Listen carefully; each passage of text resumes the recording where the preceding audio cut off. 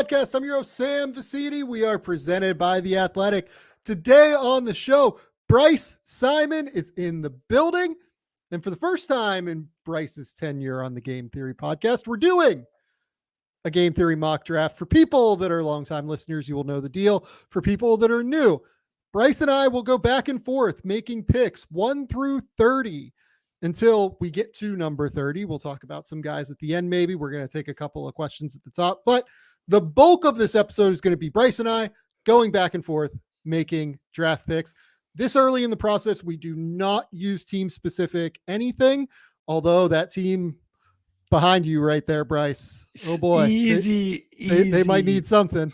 Easy, Sam. I was telling you before we started that anytime I tweet about the NBA draft, because most of my followers on Twitter are Pistons people, which makes sense. That's what I kind of came up doing. They always think it's related directly to the Pistons. And so I have to remind them sometimes like, no. This is like a general thing that I do on top of watching every Pistons game and all of that. So when I tweet about it, they're like, hey, calm down. The Pistons are this, that. I'm like, that's not what this tweet is about. It's definitely not what the tweet is about, but God, they're about it might to go should be 11. It might should be. So real quick. So I wrote a big breakdown of the Zach LaVine trade thing today, like whether or not he's going to get moved. I came up with like 11 teams that I think realistically should at least like make a call and kind of understand the market.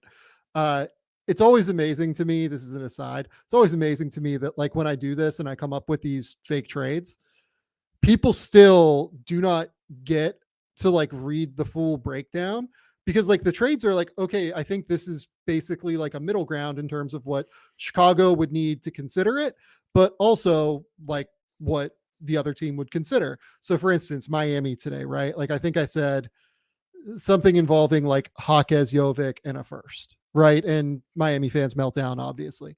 If you literally read the breakdown, it says, I would not do this if I was Miami. Like, I think this is a bad idea. I think LaVine is not the guy that you want to go for. And still, I have like people with larger followings tweeting out like, oh my God, hell no. Like, I'd never do this. Like, yes, I agree. Strong agree. But if I don't list Miami, if I don't list New Orleans, right? People will be like, oh, well, why didn't you list New Orleans? Why didn't you list Miami? Right. And it's just like, well, okay, I'm damned if I do and I'm damned if I don't. Right. Like there's no way for me to win here. I just have to accept that people are going to be upset regardless. It's the pros and cons of content creation, Sam, right? Like we want the interaction. We want people to read it, but you kind of want them to read everything. And at the end of the day, it just happens a lot where you're like, I'm just throwing this out there. I just want to discuss it because at the end of the day, that's what we want to do. We do a podcast, you do a podcast, and allow me to tag along. Let me rephrase that.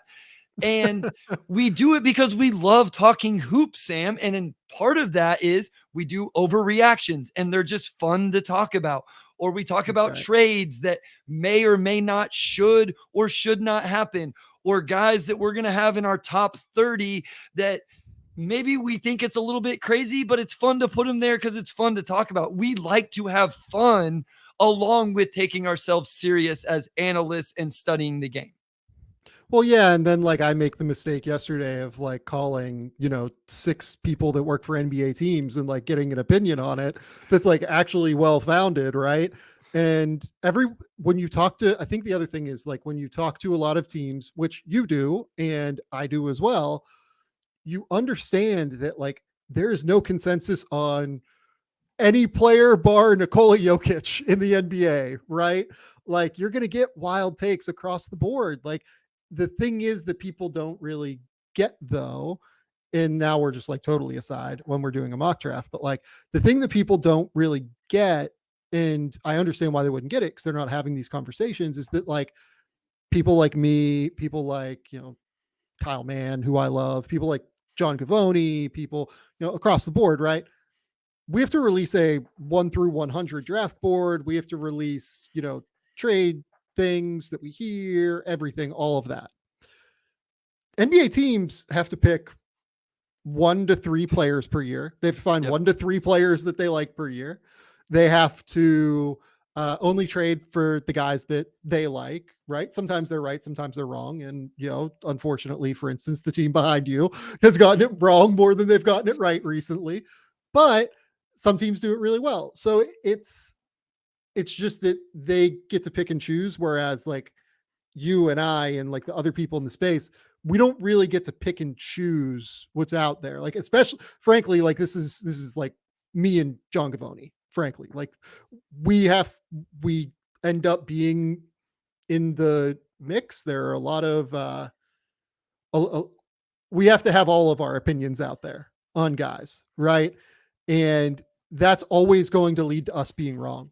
We are going to be wrong every goddamn year because we're trying to give takes on like too many guys. And it's not that we don't do the work. God, I write a 130-page draft guide every year. It's just that you're not going to get it all right and wrong when you're talking about 19-year-olds. You're just not. Yeah, I mean, this is the first year where I've tried to do both of these things because of the pod and other things in terms of being general NBA and the NBA draft. I had it real easy whenever I was just doing a Pistons podcast. All I had to do was watch 82 games of the Pistons, which some people may not think that's easy. And I only had to scout the top 5 guys in the draft because they're the only ones that mattered, or the top 5 guys of the second round. Well, now I'm trying to keep track of all 30 NBA teams. I'm trying to keep track of 100 to 125 guys in the NBA draft. I have 4 or 5 games in my queue to watch every single day. I think I don't, someone was asking me the other day, like, how many full games have you watched already? And it's well over 50 full games of college basketball. Plus there's NBA, plus there's it, because I want to watch full games, Sam. At some point I can just, okay, let's watch synergy clips of just Tyrese Proctor's pick and roll, whatever stuff eventually. But right now I want to see full games to get my scouts and the beginning level stuff. And so it's a lot. And in that, sometimes you're going to miss stuff. Kentucky's so hard for me to scout because there's like 7 dudes I'm trying to track the whole game. Right. And so if I'm focusing on, oh my God, Reed Sheppard continues to show out, then I might miss what DJ Wagner's doing. It's 100% right. Just a few quick questions at the top here from people who asked us questions from the YouTube channel. Come watch us live on the YouTube channel. It's always fun. We do these things live. We try and not fuck it up too much. Question number 1, how much does Garwey Dual punching someone during a game affect his draft stock? I believe he hit Data Ames. Data Ames, like, kind of, I don't know. I'm not going to say what was in his mind when he did it, but like, he kind of like caught him in the throat with, it looked like a shot to me.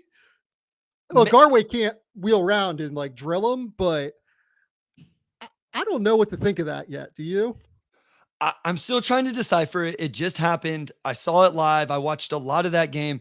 I'm trying to like I'm a big Garwey fan, as people will find out. I'm assuming, I don't know which one of us will get to pick him. I think we may fight over this, but so he can't react that way no matter what. Like it was a lot.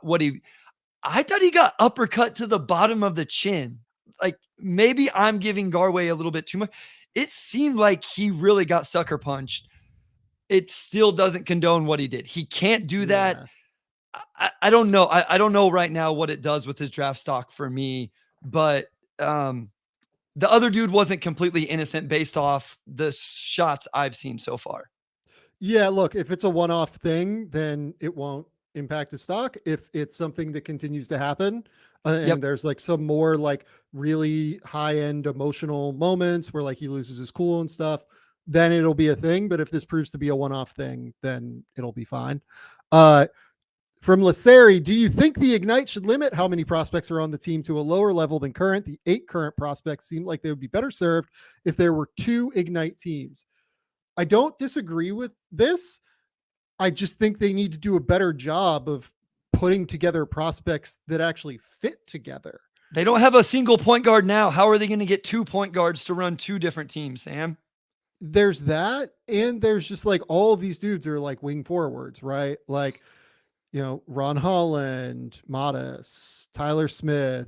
Izan Almansa is more of a 4 than a 5, I would say, to be honest. Babacar is probably more of a 3 than a 2, like maybe 2 or 4. Like he's more of a Thierry Darlin is more of a 3 from like a ball skill perspective right now. They're going to try to force him to play point. You can tell already they're going to try to play him at point, I think. Well, I think Ron Holland's going to like play a ton on the ball as well, based off of what I've seen. So like, it's really, really hard. I think based off of their roster construction, I don't love the way they're coached. I've talked about this ad nauseum on the show. We talked about that in the summer. That's the reality. Yeah, no, like this was always, you and I have been bracing for disaster with the Impact or with the Ignite team since the summer. Yeah. Since before they played a game against Perth, you and I were like, this could go very badly. And sorry.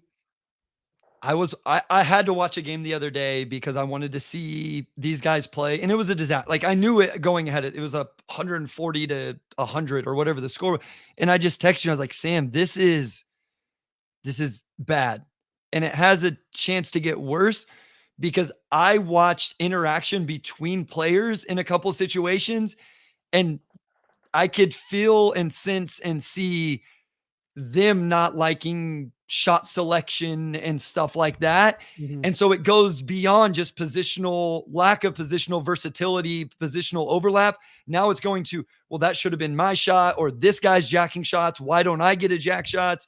That can go south really, really fast on a team, especially where what is the only goal? To go to the next level. That's the only goal of that team. So your hands are full anyway, and it's not starting off so hot. Come here, come to the NBL, come to Australia. Yeah. You could say like metaphorically, the water's nice, but really I'm telling you, you can go to Illawarra, you can come to Melbourne. The beaches are great. You'll have a great time. Come on down, and you'll play for like real competitive basketball teams. It's fantastic. From 24 seconds, thoughts on Matthew Cleveland and Kadari Richmond. So I have not watched Seton Hall yet, just to be clear. So I'm not going to give a take on Kadari. The game I watched of Matthew Cleveland, I know Matthew Cleveland is playing super well. I watched the UCF game when Miami beat UCF, I think by 16. I think they won like 88-70, 88-72, something like that. He played okay in that game. It's very clearly the worst game he's played based off of the box scores, at least. So I need to watch Miami again to get a bit of a better feel, I think is what I would answer. I'm in the same way. I've watched some Miami because of Wooga, and I just am excited for him.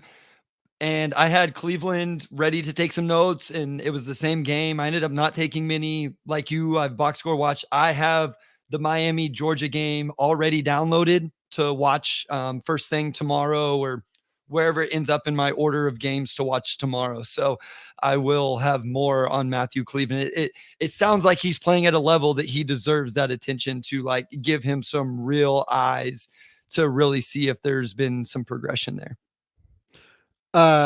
From Darren Flowers, what is your opinion on Carlton Bub Carrington? He might come up later. So do you want to hold this? I just know, yeah, that's fine. I'm not going to bring him up later to spoil it, but here's what I've watched it. I'm very intrigued. We're going to find out a lot about Bub on Wednesday, I believe, when they play Florida. That's the game I have kind of circled. Yeah. Like if he keeps doing what he's been doing and he does it against Florida, if he outplays Riley Kugel, if he can go by Will Richard and finish at the rim over Micah Handlotton and shoots the ball well, now we're talking about big time draft riser. I love the feel. I love the aggression rebounding. I don't know how much rim pressure he gets right now. It feels like that's maybe his main issue at this point. Like a lot of it is pretty perimeter based. I agree with you that I want to see him at Florida. He might come up later for me, I will say. Love it. How many spots is Ryan Dunn moving up based solely on his poster yesterday? Not solely on the poster, but I can guarantee you we're going to talk about Ryan Dunn later. So maybe let's hold off on that. From Keyman, what are some things you learn or trends you noticed from your recent hits or misses? I would say for me, at least, I still might undervalue shooting as an immediately translatable thing from day one. maybe. That is one thing that might stand out to me a bit. And particularly the way it affects like complete non-shooters. Like I ended up with Jalen Hood-Schifino at like,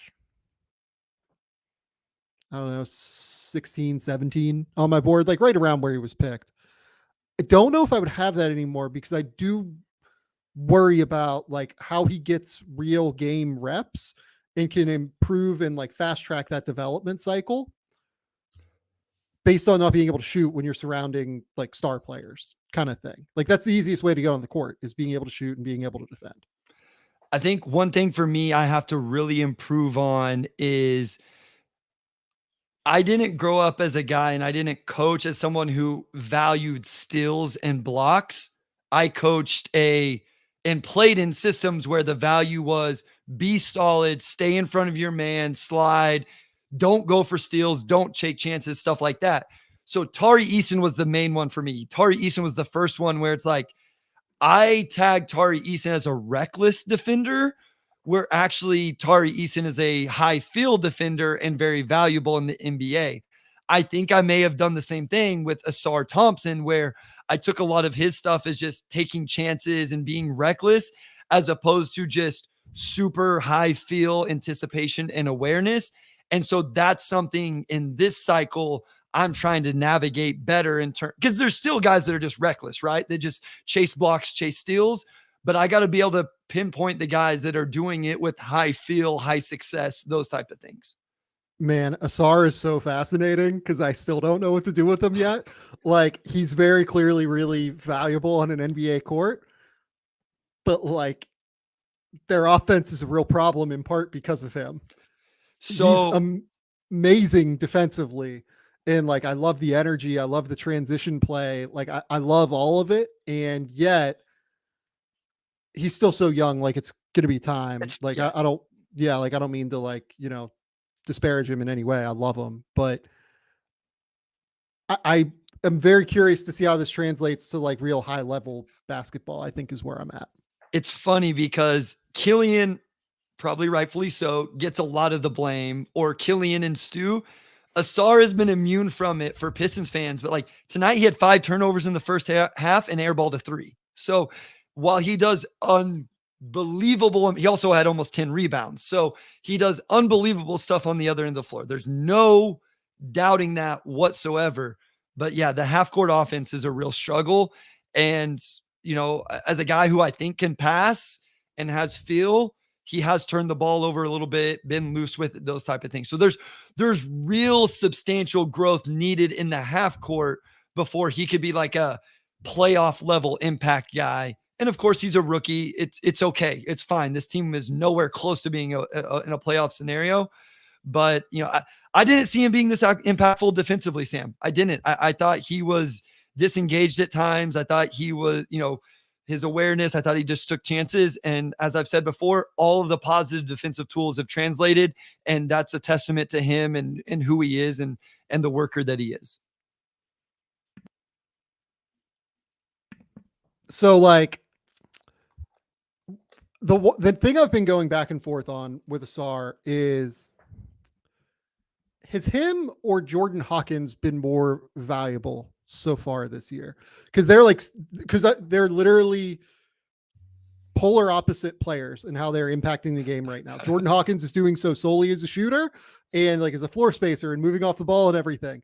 And, has had his struggles defensively. Like he works, but he's still just so skinny and has his problems. And New Orleans has struggled offensively, but like they've been better, I think, when he's been in the game. Ausar, the numbers look great. Like he's averaging, I think, like 12, 10, and 4 or something, and gets blocks and steals, but like is a real deterrent for them on offense. So they've been terrible. So like, I don't totally know yet I have to do rookie rankings for next week. I'll tell people rookie rankings are coming out next Friday for the first time at The Athletic.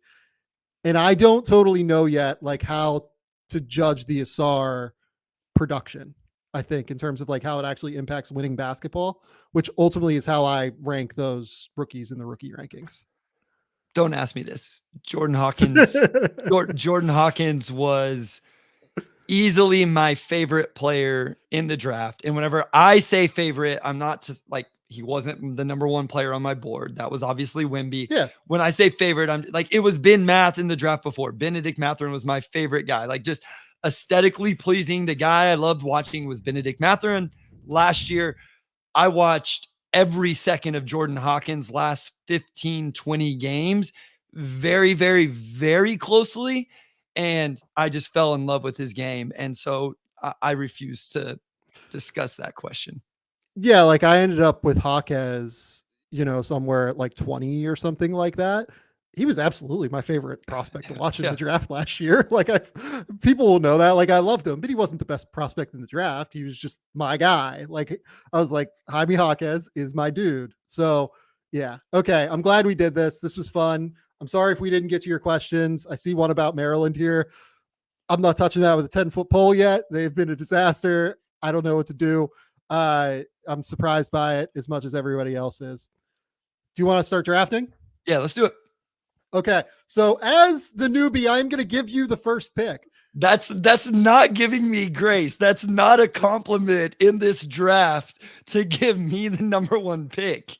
If you were being a gracious host, you wouldn't make me pick in the top 5 in this mock, and you would let me start at 6. So we are going to go, Bryce goes first, I go second, Bryce third, I go fourth, back and forth. We're not like snaking it or anything. It's just back and forth. 1, 2, 3, 4. Anything else? I mean, you feel the same way I do about this draft right now, where there's not really anybody that would go in the top 3 of a normal draft, right? Agreed. Okay. So difficult, obviously, in that respect. Bryce, with the number 1 overall pick in the 2024 NBA mock draft for the Game Theory podcast, version 1.0. Your pick. Listen, I know he just had 11 turnovers. I know it's a dumpster fire right now. I'm still going to go Ron Holland. And I love Alex Sarr, and I have a feeling we're talking about Alex Sarr very, very soon. I just feel like a wing with a little bit of ball skill. Listen, the shooting numbers haven't been good in all of the games he's played. I think in the 6 that we have, he's 25% from 3, 3.5 turnovers a game. I get it. It's still early. The problem is I don't know if it's going to get any better because of the context he's playing in.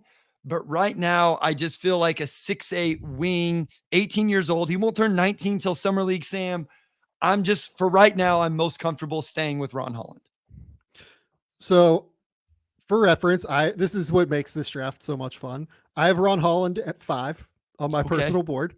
I keep going back and forth on like whether or not I even love him there, but it just gets to a point where like you kind of have to list them at some point. I like him. I like the athleticism. I like how hard he plays. I don't think he's 6'8". I think he's more like 6'6". The Ignite is listing him at 6'6", and he looks like he's 6'6" when you watch him on the court, right? Yes. Yeah. So that's a good point. And I don't blame you for saying that he's 6'8", because I think Texas said he was 6'8" when they announced his signing originally. I think FIBA has him listed at 6'9" after they played in the Intercontinental Cup, which is like way off. There's no chance that dude's 6'9" right now. So yeah, like I don't blame you for saying that. I think he looks like a really interesting role-playing wing right now. I don't think he is comfortable playing on the ball. Sure. And I'm interested to see him kind of try and improve like the ability to decelerate a little bit, the ability to play at different tempos and speeds. I don't know if he has that yet. Yeah. And I made a note, like I've talked about this at length with him. I think the defense has been a tad overrated with Ron Holland in terms of, I think he plays really hard, but that doesn't necessarily mean he's really good and impactful defensively, or not at like an elite or great level like some people talk about it. There was a play when they played Salt Lake City G League team. Taylor Hendricks kind of dominated that game, as you would hope, but he got a step on Taylor Hendricks, and then Hendricks was kind of able just to body him off his driving line. And so it's another thing, if he's 6'6", he's not super strong yet. So like as his body grows and develops, if it doesn't, then it's a concern. And like you outlined, I don't feel good about this at all.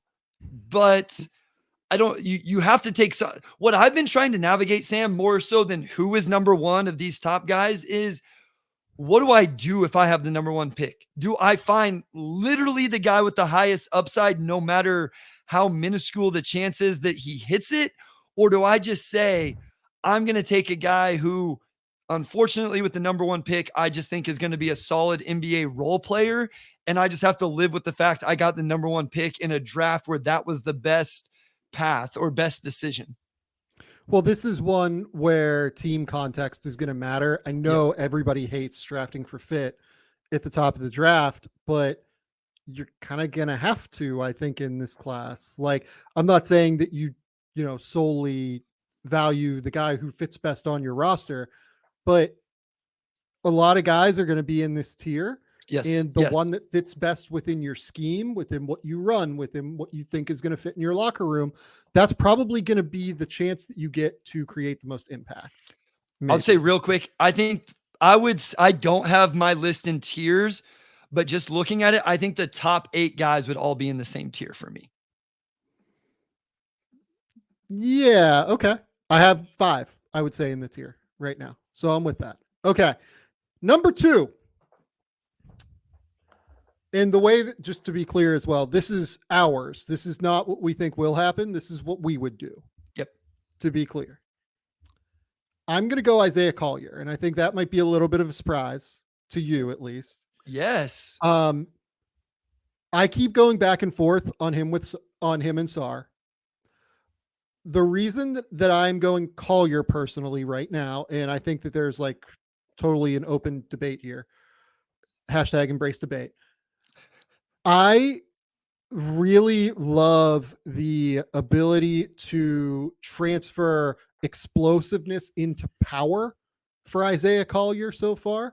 I think that's like a real genuine skill that he has at his disposal that has been super, super impressive. I really like the ability to play at high speeds and still maintain his balance. I love the balance through contact with those like enormous, like football player shoulders that he has at the rim. Like he can go full speed into somebody at the basket, maintain his balance, which allows him to maintain his touch at the basket, which I still want to learn a little bit more about, but I think that he has real potential there. The shooting, we'll see. I think it's very clear that he is making positive strides as a shooter compared to where he was in high school. The turnovers are the turnovers, and that's where I'm most concerned right now. He needs to be a little bit quicker in terms of not quicker in terms of the decision-making, but maybe, I don't know, like part of me wants him to be as aggressive as he is. Part of me thinks that, he could stand to throttle back a little bit, but you would want to see him take those risks early on. It's tricky, but I really love what I've seen from Isaiah Collier. I do think he has the highest upside of anybody I've seen so far in this class. But I don't, again, like he's a guy that I would have in my like tier 3, which is, has all-star outcomes, but probably like the level below that in terms of where the median outcome is.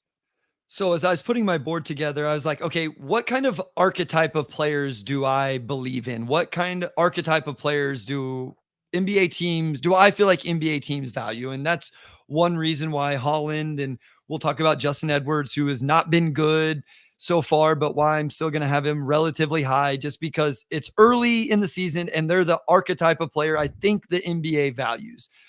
And what I found myself doing was continuously moving the small guards down, Sam, like these guys that are 6'1", 6'2", 6'3", that I truly love watching play, but I kept moving him down my board.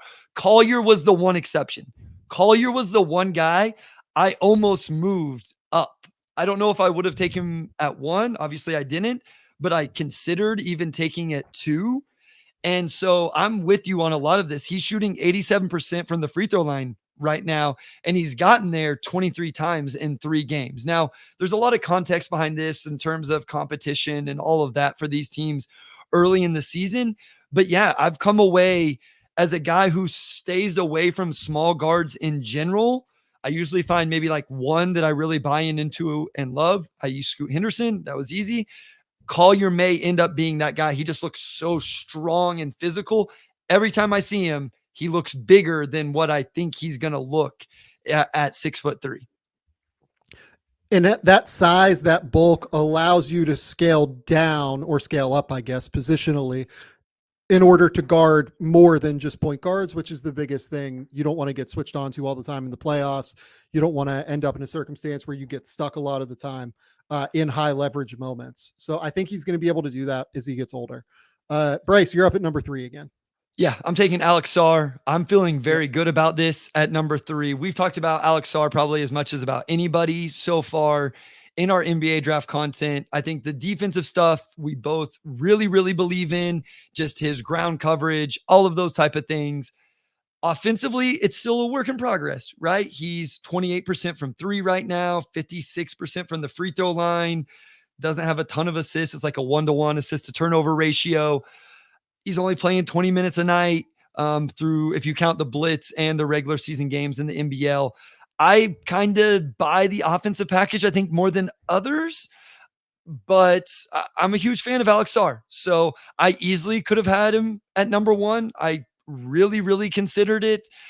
Maybe I should have. I'm feeling really good with him at number 3, though. Yeah, so Sarr would have been, I guess, 2 for me because I took Isaiah ahead of him. But yeah, I love the defense. It's the ground coverage. It's the ability to be a weak side rim protector. Look, he showed some short roll flashes against the Ignite in those games. I feel like we haven't seen a lot of that yet from him. Sometimes when he has the ball on the perimeter, it's him driving the ball, in transition, or it's him spotting up and like getting a chance to attack that way. He does show very real comfort and flexibility and fluidity when he has the ball in his hands, not at a super high level, but at a high enough level to where if he continues to get stronger, you believe that he might be able to make it work. I do want to see a little bit more of the shot. Like you said, low free throw percentage.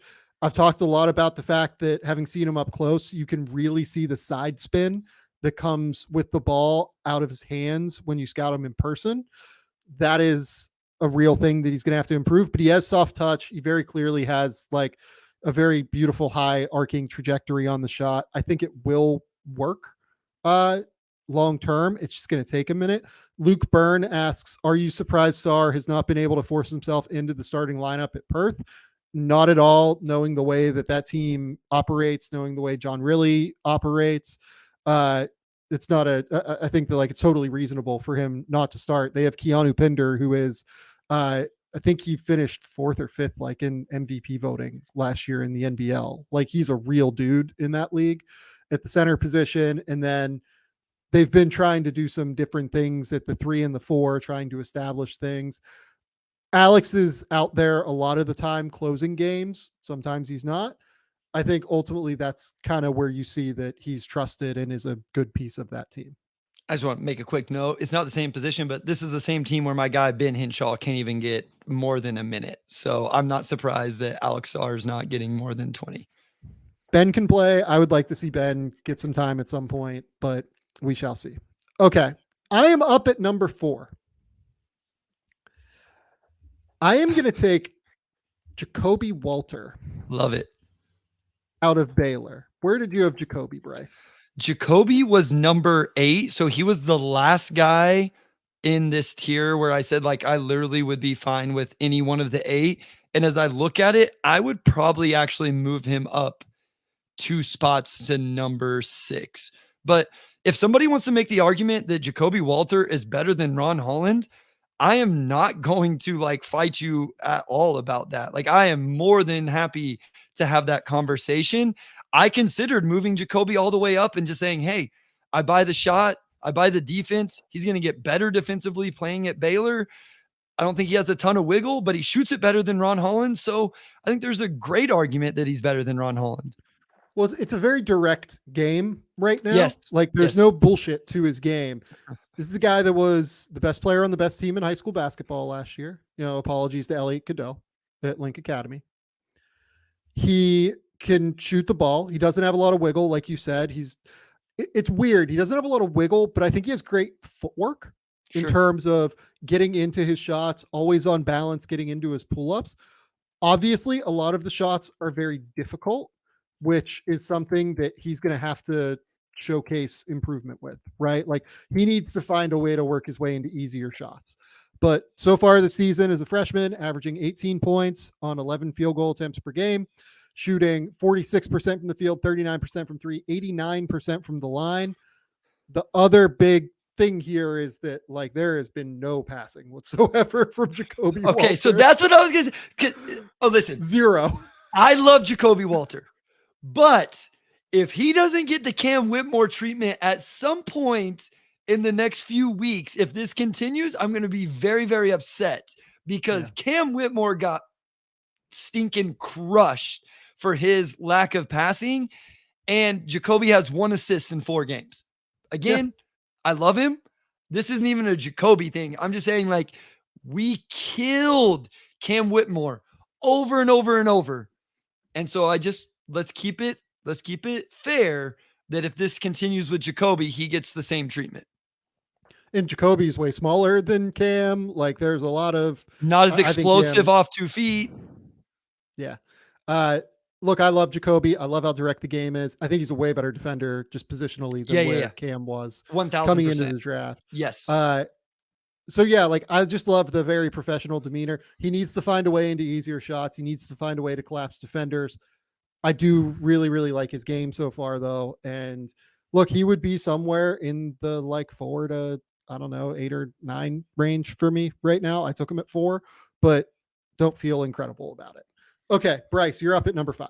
Yeah, the shot making's been really impressive. I think that's what's really skyrocketed him for me. And I realized people are like, oh, 6 isn't, but like, I wasn't sure about Jacoby. And then I saw the game against Auburn. I was like, wow, that was impressive. I'm just going to go Justin Edwards. I understand. Ooh, I know this is early for Justin. I think I know it is. Here's my thing. I'm not ready to just fly him down the board after what is it now? It's 4 games now. So maybe it is time. He's still, to me, the archetype of an NBA player, an NBA wing forward that teams are looking for. And so I'm leaving him here for now, completely based on high school tape before college basketball season, with the understanding that if this continues for another 3 or 4 games, then he's going to fall 15, 20 spots and then another 20 spots. So I'm leaving him here for now. And look, I think the biggest problem right now with Justin Edwards is that he's still I think like it seems like he's lost a little bit of confidence in who he is as a player. And B, I think he's still like trying to figure out who he is and what the role is on that team, right? Because he's just frankly not good enough as a shot creator right now with his handle, with his wiggle, with anything to be like a real shot creator, especially as like a bigger 6'8" wing. Whereas I've talked about before, those guys just really struggle to drive and like create opportunities in college because of the condensed court. But also, I don't think he's really shot it super well yet. No, it's been awful. I will say, like, so I talked to Kyle Mann after, and Kyle's a friend. I love Kyle unconditionally. I would recommend you all go follow Kyle if you don't. Kyle's obviously a Kentucky fan, went to Kentucky. He mentioned to me that he thought Justin Edwards was not very good in that game against Kansas on defense. I went back. I didn't think he was great going back. I thought he was okay. Like I thought that his screw ups like didn't lead to buckets because he's so long that he can kind of like recover in real ways. But yeah, like right now he's just like not there. Like Adu Tiero is like the energy guy, right? Like he's gonna go and like he's gonna like make all the shit happen and like fly around, right? I feel like Edwards is still like trying to find who he is as a player almost in that scheme. Does that make sense? Yeah, no, he doesn't seem like he's important's not the word I'm looking for, but he's not a huge part of it. And so he's not getting a lot of usage, but I don't know, like that's the argument against him, right? It's like he can't do a whole lot with the ball in his hands. I like him as an off the ball mover, cutter, those type of things. I actually thought I guess I had in my notes that I thought his defense was okay in the Kansas game, that he had some activity and made a few nice plays. He's got to figure out when to cut, the knack, the art for it, doing it at the right time. I think where I'm at with Justin Edwards compared to most people is I actually think the jumper looks okay. It's just not going in right now. So if it continues to not go in, then obviously I'm wrong. And again, then he's going to plummet down my board. But I think it looks okay. Like he shoots it. I'm like, I think it's going to go in. And it's not. I mean, he went 0 for 3 again tonight. So he's 2 of 14 from 3 on the season. But he's 80. I don't know what he went from the free throw line tonight. So again, I realize this is very much still a kind of high school reputation play with Justin Edwards right now. I'm okay with that for mock 1.0. At mock 2.0, if I still have him at 5 and he's averaging 10 points and, whatever, then I understand it. But he will have dropped if that's still the case. And to be clear, like I still had him in the lottery, like down near the bottom of the lottery. So like I'm not saying that like this is crazy. It's just that where did you have him? Where'd you have him 3 weeks? Where'd you have him a month ago though? Top 5. I did. Yeah. Totally. So I'm late to the party here, I think I'm clinging on to this longer than maybe what others are, and maybe even what I should be, which is maybe fair. No, I think it's reasonable to give these guys some time. He's played one relevant game so far. Like what I didn't want to do, Sam, was drop him to 20 and then him have 5 huge games and then just move him right back up to 5, I guess. Is like, I just didn't want to be ping-ponging him all over the place. Like I'd rather just make one big move after I have a larger sample size. Yeah, not crazy. I think that's a totally rational, reasonable way to go about it. At number 6, I am taking Nikola Topic. Wow. How crazy do you think that is? I have him at 13. Okay. So that's right around where I just flipped. We just flipped. We flipped. So Nikola Topic so far for Mega in Serbia is averaging 20.1 points per game, shooting 7 of 12 from the field on a night-to-night basis, 58% from the field, 33% from 3, 83% from the line. He's averaging 8 assists versus 3.5 turnovers. Look, he's a fucking basketball like savant on some level, right? That's who he is. Nikola Topic is a basketball savant. You look at the way he operates in pick and rolls. You look at the way that he is able to dictate the game and manipulate defenders with his eyes, manipulate defenders with his footwork, the way he's able to be patient once he gets into the mid-range area. I think he's really, really gifted as a playmaker.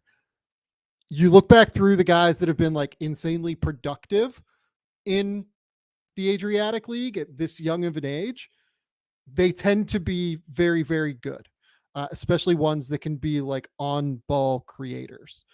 So I'm as worried about the defense as everybody else is. He fouls the shit out of everybody, it feels like, every time I watch their games. I get it. He is an excellent ball screen navigator, creator. Some of the most fun tape I will watch truly all year is him against USC in the summer. I've mentioned this before, but like seeing the way him and Kobe Johnson were going back and forth, like as the backline defender for Kobe, and Nikola like trying to manipulate him with his eyes, then playing cat and mouse against one another. It's a really, really fun piece of tape. I think that he is absolutely a fascinating prospect at the very least. And in this morass of prospects that have not yet done anything really, 6'5" lead guard that can dribble, pass, shoot, and like really dictate in ball screens. I just feel confident in him on some level. So I have a higher degree of confidence in him, which makes me take him at 6. No, I mean, and we don't need to touch on the defense. We've talked about it. I am very, very down on it, but I will say he does box out. And there was some things in the last game I watched where I was like, okay, maybe he's at least a rotation positional team defender. because he's not going to guard in isolations. He's going to die on ball screens, those type of things. The eye manipulation stuff is really, really cool. So here's my questions. I also want to say, you said dribble, pass, shoot. The shooting has been really good. I had major questions about that when I first turned on the film, but the numbers say that he can knock down shots, so I got to leave it alone. Frankly, it's been hit or miss. Like, it actually is a real concern for me. He's hitting 33% of his threes so far in the Adriatic League. It's hit or miss. I will completely acknowledge that. He also has 52 assists in his last 6 games, which is just nutso. Here's my questions. Can he finish around the rim? And can he create in isolation?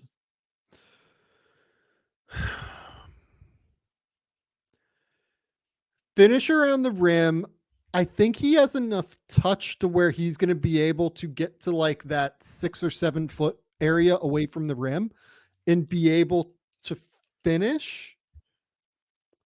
But it's a question getting all the way to the basket and like being able to elevate, and he's not super long. So like being able to get his hand next to the rim and extend and finish, have questions there. Isolation. I think he's pretty creative with his deceleration. He's not going to be able to isolate like primary defenders, I don't think, but if he gets mismatches, I think he might be okay. Okay. No, I had him lottery. I like him. And I think what I've realized here early in this is I'm still kind of enamored with the quote unquote wingy, athletic NBA archetype player where you're and you've talked about this, you're going with, I'm trusting high feel basketball players.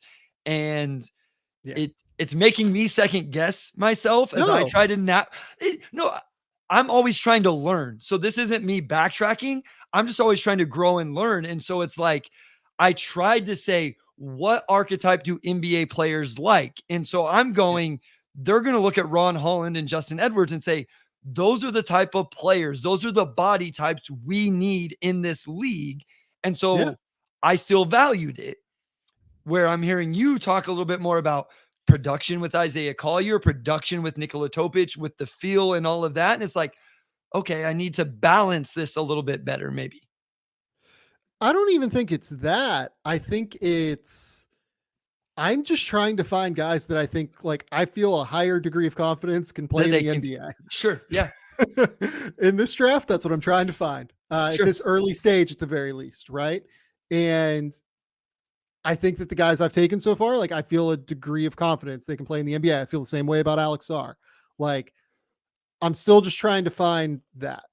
Sure. Okay, let's go to number 7. Odd number, which means it is me. I don't know what the injury situation is with this kid, but I'm going to take Stephon Castle, the freshman guard at Connecticut, 6'6", can do stuff on the ball, obviously. Again, I don't know how serious this, I believe it's a knee injury. Hopefully it's not super serious, but just a high field player, can shoot it a little bit. I know coming out of high school, that was one I kind of got mixed messages on. People I talked to, some thought he could, some thought he couldn't. Definitely an area of growth. But in this 2 games with UConn, averaged almost 15 points, 67% from the field, got to the free throw line 15 times in 2 games. Level of competition, again, I get it. But, I hopefully we see him back soon and I'm able to do some more evaluation on his game. I think he has some room to grow defensively. I think he has the body and everything that he needs to be kind of a multi-positional defender, probably not quick, twitchy point guard types, but 2s and maybe 3s eventually, but he's got to get better on the defensive. He's got to be able to get down in a stance a little bit better defensively. Yeah, I think he's fine on the ball. Like some of the off-ball stuff, I think he's like already getting lost occasionally. Sure. Yeah, I mean, from a talent perspective, this is a completely reasonable pick. This was the next guy on my board. So cool. I'm completely there with you. I think he's been pretty impressive in the moments I've seen so far.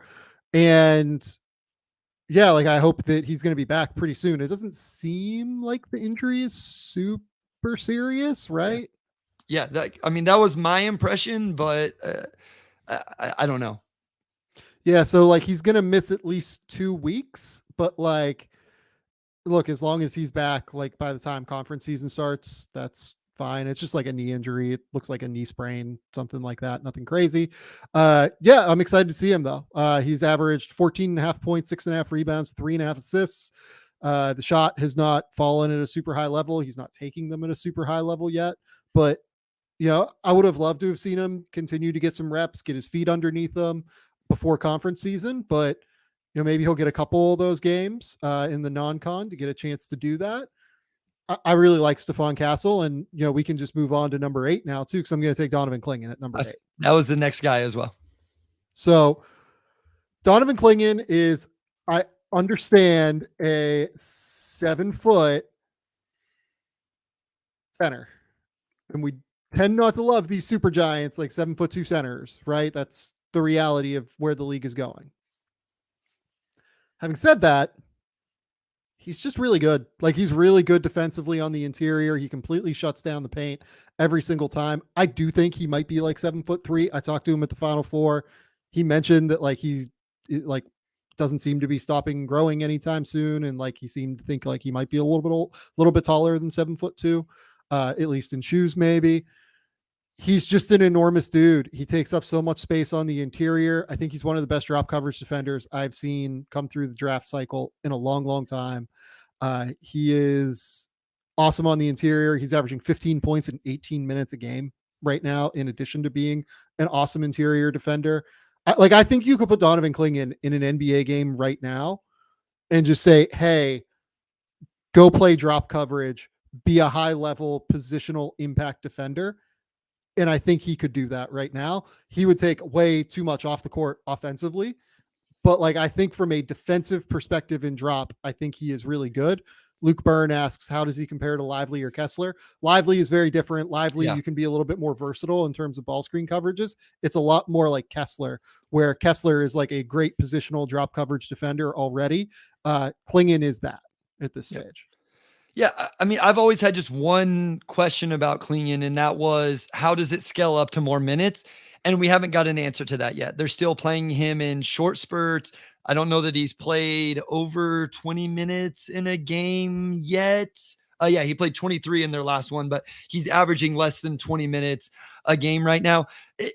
He's probably never going to play a ton of minutes in the NBA. It'll have to be impactful minutes in a small sample still. I just would like to see a game where he plays 32 minutes and I don't know why I'm hung up on this. I just want to see it. I just want to see it for a couple games where he plays a ton of minutes and how he holds up, really getting up and down the floor and those type of things. But I agree with him as a player, all the things you've said. I think so. This was my hang up with Zach Edey for a long time. And I think that it'll just happen at some point. Clingan had the foot injury in the preseason, and I think they're probably scaling him up. And yeah, he's just a guy, I think Basketball Genesis says it well, what Clingan does is valuable, and there's just not a shortage of his archetype in the NBA. It's kind of true. In a draft where, again, my goal is to find guys that I think are good at basketball, I think he can play. There are limitations. I completely get it. I'm not fucking ecstatic about taking Donovan Clingan at number 8 in a draft, but he's good. He's worth taking, I think, at a certain point. Yeah, I mean, I think where I'm at is and the next guy I'm about to take, I think is going to get the same responses. There's guys I wanted to move down, Sam. I just haven't seen enough of some of the other guys I'm going to bring up later that I've seen enough of them to feel comfortable moving them up just yet. And maybe I'm just going to be one of those that's a little slow to, pull the trigger on those things, but that's just where I'm at. Okay, Ron Holland at 1, but I didn't have anybody that I was super comfortable saying number 1 else, otherwise. So, you want me to go ahead and go at 9? Yeah, let's go. Number 9. I'm going to take Matas, and I haven't been super high on Matas. I like him a lot more towards the back end of the lottery than I did when we were talking about him as number 1. I really didn't like that. But if you're telling me now you're getting a 6'9", 6'10", wingy forward who, even if you just tell me now all he does is shoot the ball really well and have good feel in this class, I feel pretty good about that at this point in the draft now. And then if there's some upside as a creator, secondary playmaking, and whatever he ends up being defensively, which I don't know we know any of that stuff because he hasn't played enough. So that's another thing with him is we are almost solely evaluating him off the high school tape because we've barely got any Ignite tape. What we got the 2 Perth games, and then that's it. He didn't even do the overseas one. So we've barely seen him. So that's all we have on him. I feel comfortable with him right now until we get more data on him. I will say, like, you go back and you watch the Perth game, there were definitely stretches where he was pretty invisible. Yes. But he had like a few nice off-ball cuts. I thought he understood when to cut to the rim. I thought he understood timing. I do think he can shoot. Like, I think that's a real thing. He hit 40% last year at Sunrise from 3. I think that he is a really interesting player, and this was the next guy on my board as well. Perfect. So I'm completely good with you having Modest here at number 9. You took him, right? Yep. I am up at number 10. I think I'm probably going way off board for where you have this guy. I can't wait. I'm excited. I am taking Trey Alexander at number 10. No, I had him 17. No? I had him 17. Okay. And here, Trey is the perfect example of I would love to move Trey ahead of some of these guys I've already taken. I'm just a little uncomfortable doing it just yet. And I just watched Trey almost drop a triple-double on Iowa. And I love Trey. I just am like, am I ready to do that yet? So maybe I'm just a week or 2 behind here. So no, I'm cool with it. How freaking good was he against Iowa? It was unbelievable. I'll tell you this, like, I love my guy, Peyton Sandford. That's why I was watching the Iowa game, was to watch my guy, Peyton. Trey stole the show though. Like, Trey was awesome. Unreal. He's so good. He is so good. His ability now, they're just like playing him on the ball, which is great. Like, I love just seeing him operate on the ball. This is a thing that he did when Ryan Nembhard went down when those two were freshmen. And I thought their offense operated a little bit better when they were freshmen. He played more off the ball last season, obviously. It's this ability to prove that he can play both on and off ball now, to me, that is so impressive about Trey. I think he's a real lottery prospect at this point. In that game against Iowa, 23 points, 11 rebounds, 9 assists. He did have 5 turnovers, but he is on the ball a lot at this point for Creighton. Look, as a combo guard that you can probably play next to like a bigger wing creator, something like that. Like, I love envisioning him on like the Miami Heat or something like that, where they play like this offense where they need somebody that can play the point, but also you're going to have Jimmy Butler on the ball. You have different guys initiating. You have Bam Adebayo bringing the ball up the court regularly to initiate actions himself. I love having him in a scheme like that where you can really, really create different ways to get him advantages, either by getting him on the move, off the ball, ahead of time, having him play in ball screens. I think he's been fantastic throughout the course of the season so far.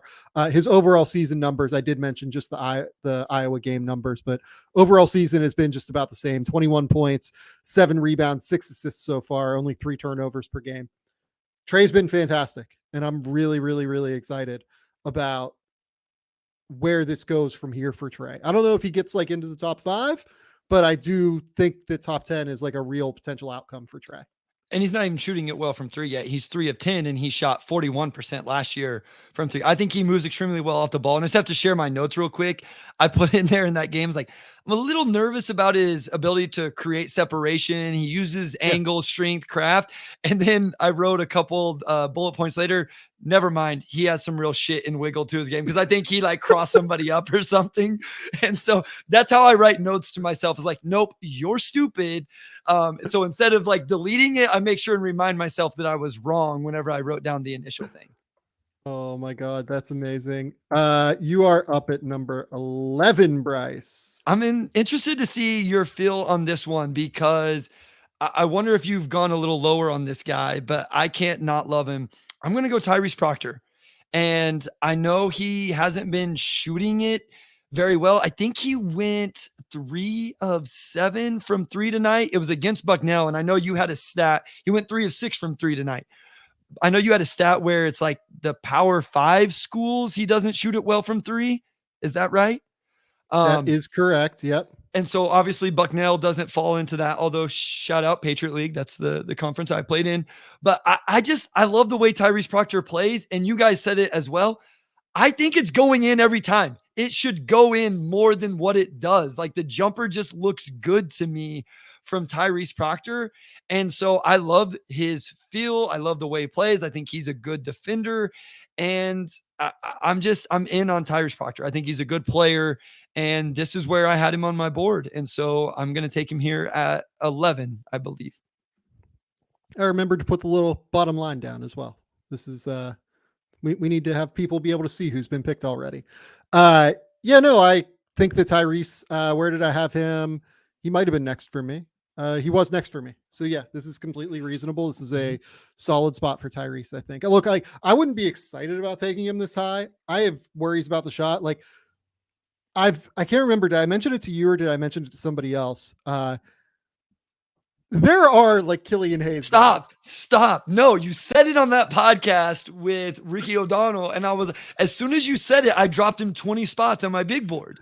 And then I calmed down. I had my cup of coffee and then I put him back where he was. But I'm like, you can't start doing stuff like that, Sam. That you can't do that.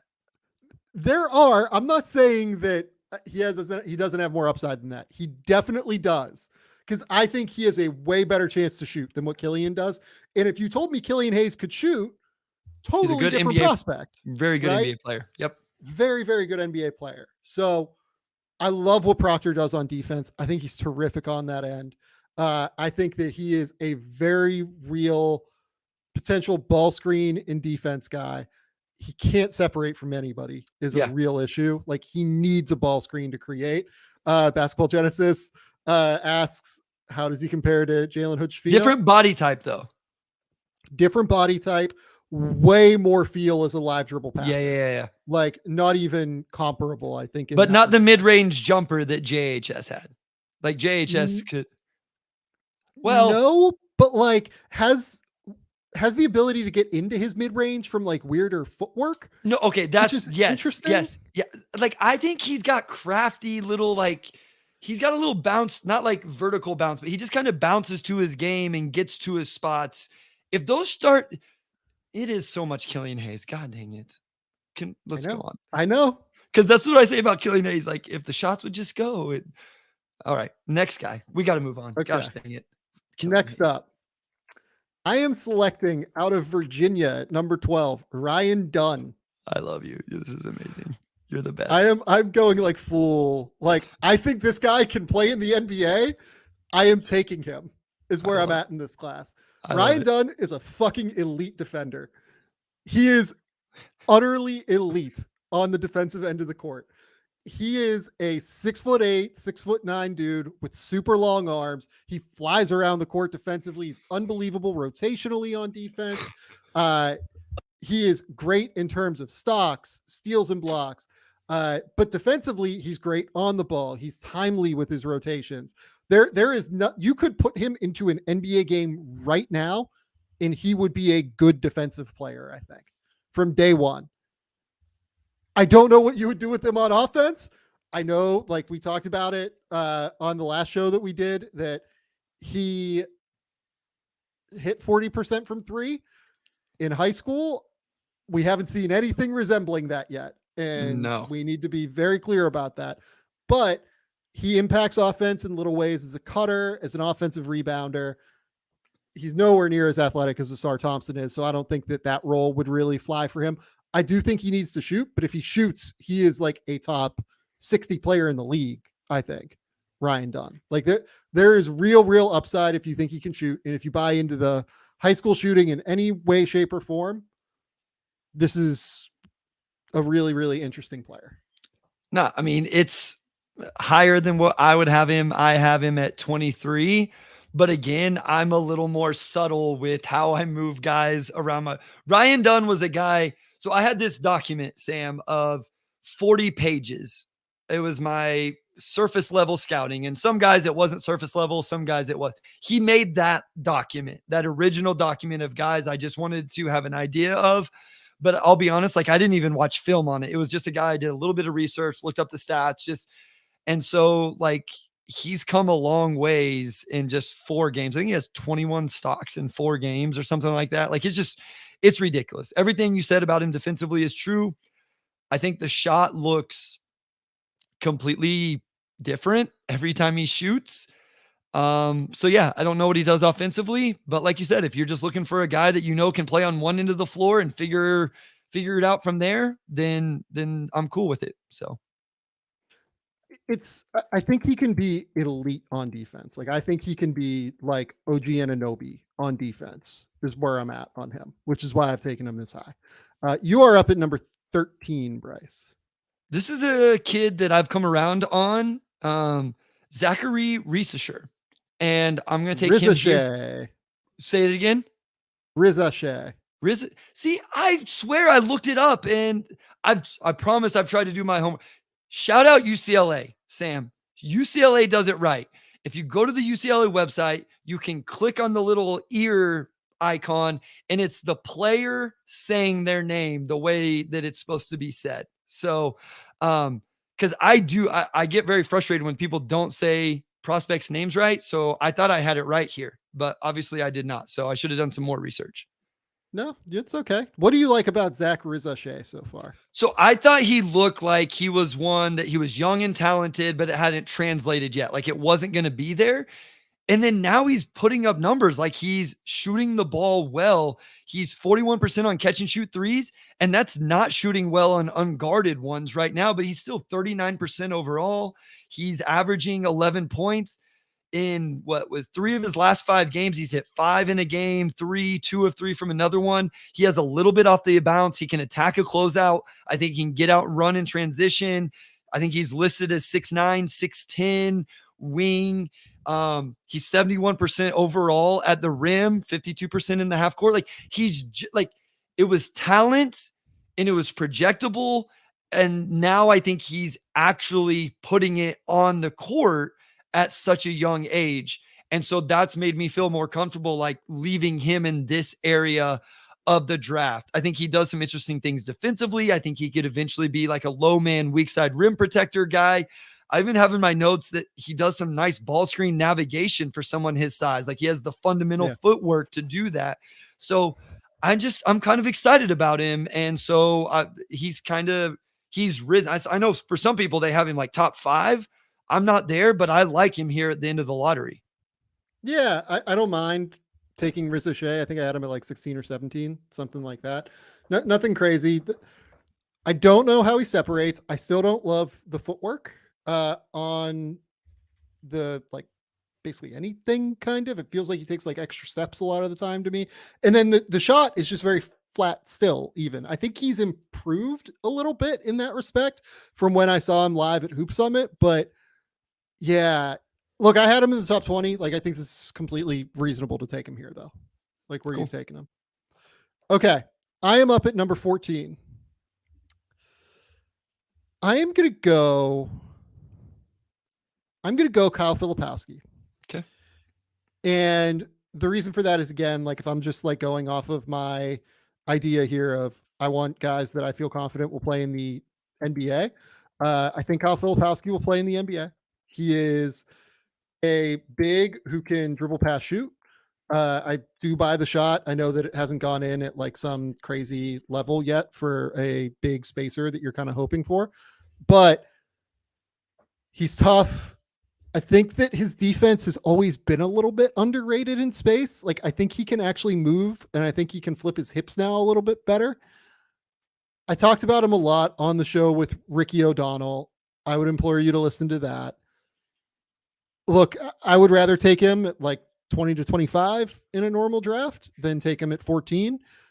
But again, like I think that this is a guy that will probably be like a great third big man in the NBA and could create some real mismatch potential in a few different ways, just with his ability to handle the ball, with his toughness, with his potential to shoot it.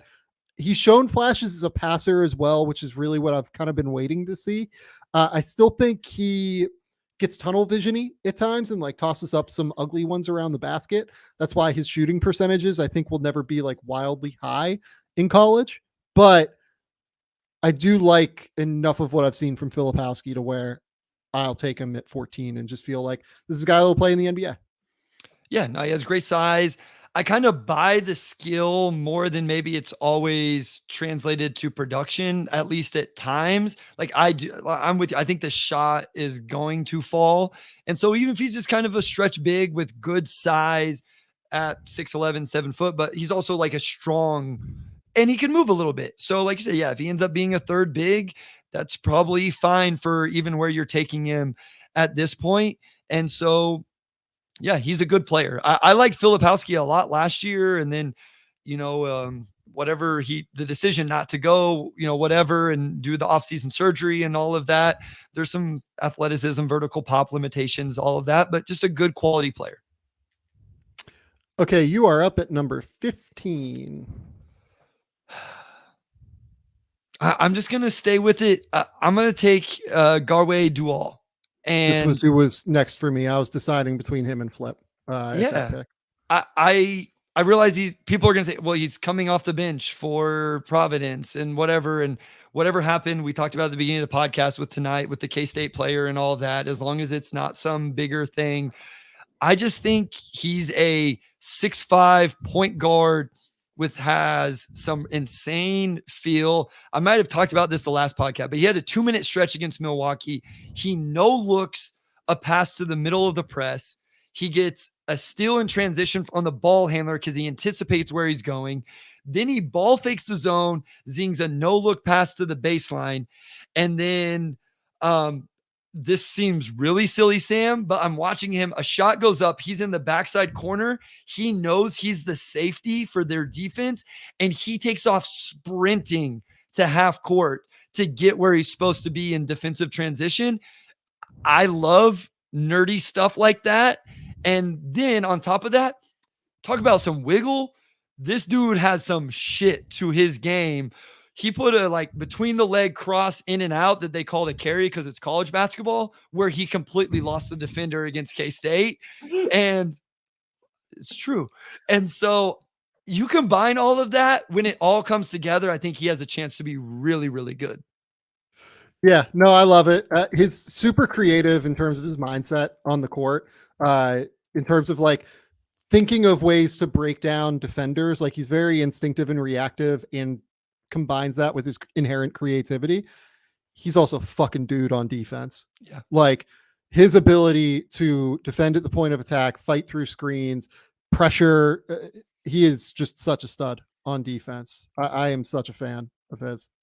Real quick, this draft seems like it's so full of mini product. It's also super early is some of this as well. Whenever a month from now, 6 weeks from now, when we have more data, again, when we have 6 more games on Justin Edwards, and if they all look the way the first 4 have shown, we're not going to need to talk about him as, oh, well, the high school tape was this. Like it's going to be the Dylan Mitchell free fall. That's what it's going to be.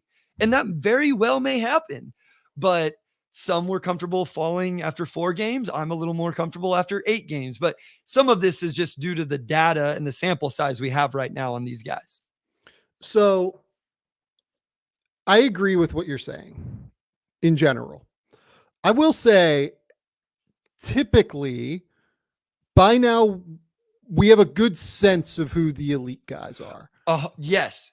And that's because there are no elite guys because there are none, right? Like, I don't think either of us think there are going to, do you think there's going to be anybody?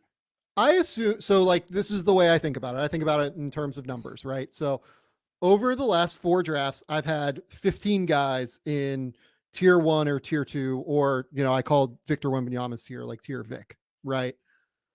Of those 15 players that I've had in those top 2 tiers, how many do you think were identified in the preseason? 10. 10. That's exactly right. There were 10.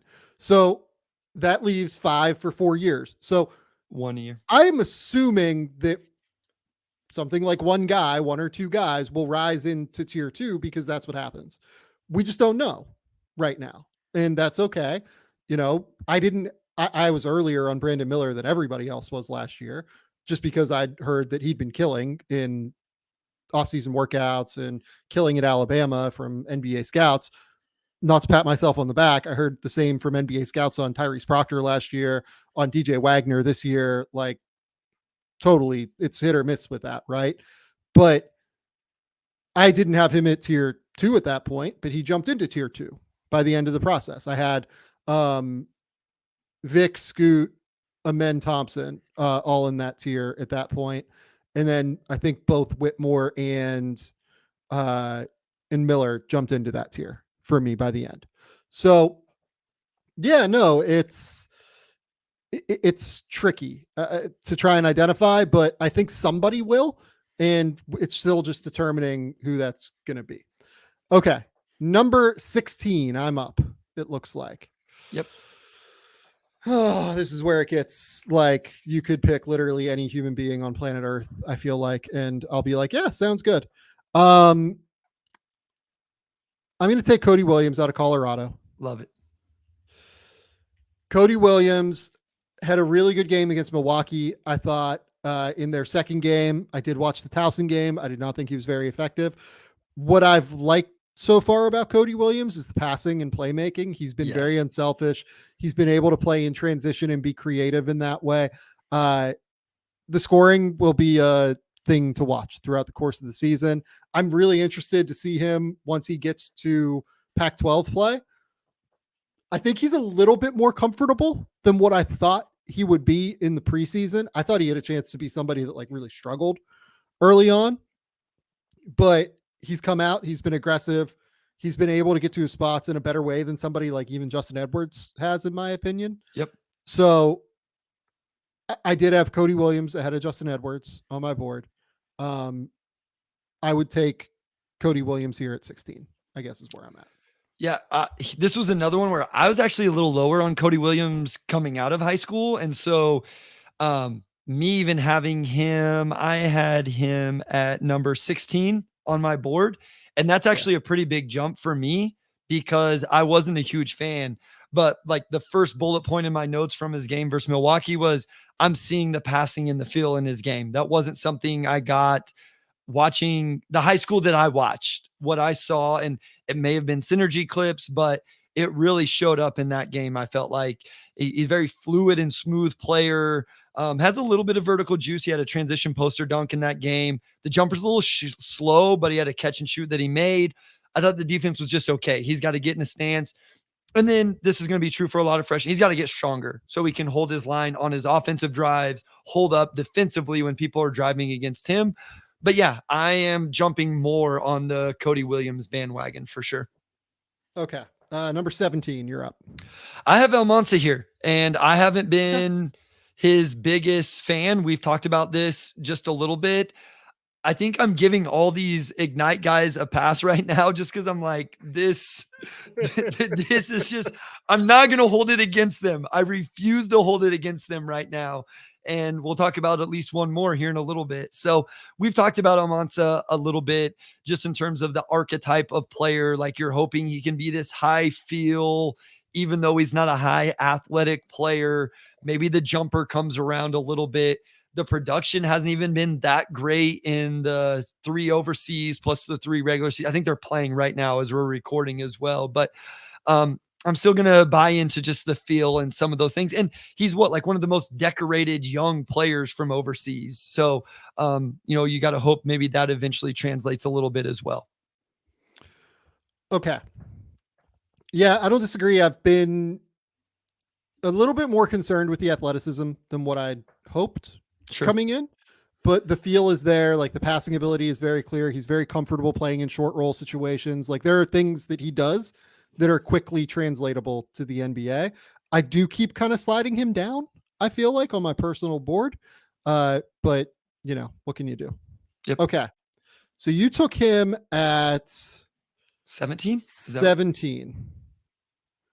All right. I am up at number 18. I will take Oh, can't wait. The next guy on my board is like fucking hilarious. Bryce. I'm just going to do it. Fuck it. I'm taking Reed Sheppard. Holy shit. I watched Reed Sheppard play that first game against New Mexico State after an NBA scout clued me in. Shout out to that person. I was like, oh my God, this is a dude. Then I watched him against Kansas. I thought he was the best player on the court against Kansas for Kentucky. Then I watched him against Stonehill tonight, and he drops 25, 7 assists, 2 blocks, 3 steals. Stocks update for Reed Sheppard in 4 games. Do you know how many stocks Reed Sheppard has in 4 games so far? 420? He has, let's see here, 20. Yeah, he has 20. That's exactly right. Crazy. 5 a game. He is a 6'2", like, let's be real about it, like a 6'2", like white kid who is not the like incredible athlete. It's just that his hands are so unbelievably quick and his feel and his instincts are that good to where it's just like, okay, whatever. He went 7 for 8 from 3 tonight. He went 9 for 10 from the field. He never makes a mistake. I feel like when I watch him, like truly, like that shot that he took, like fading away at the end of the game against Kansas, that was probably a little bit earlier than he had to. I think that's the first mistake I've seen him make all year. Like he is the highest feel for the game, I think, of any player in this draft class that I've seen. I just kind of can't keep dropping him at a certain level. I get that he does not look like any player currently in the NBA, but he's just fucking good at basketball, man. Like at what point does being good at basketball matter, Bryce? Like he is I think he's 19. I think he's a little bit older than like your typical freshman. So, you know, it is what it is there. But at what point does just being really good at basketball matter? He's clearly really good at basketball.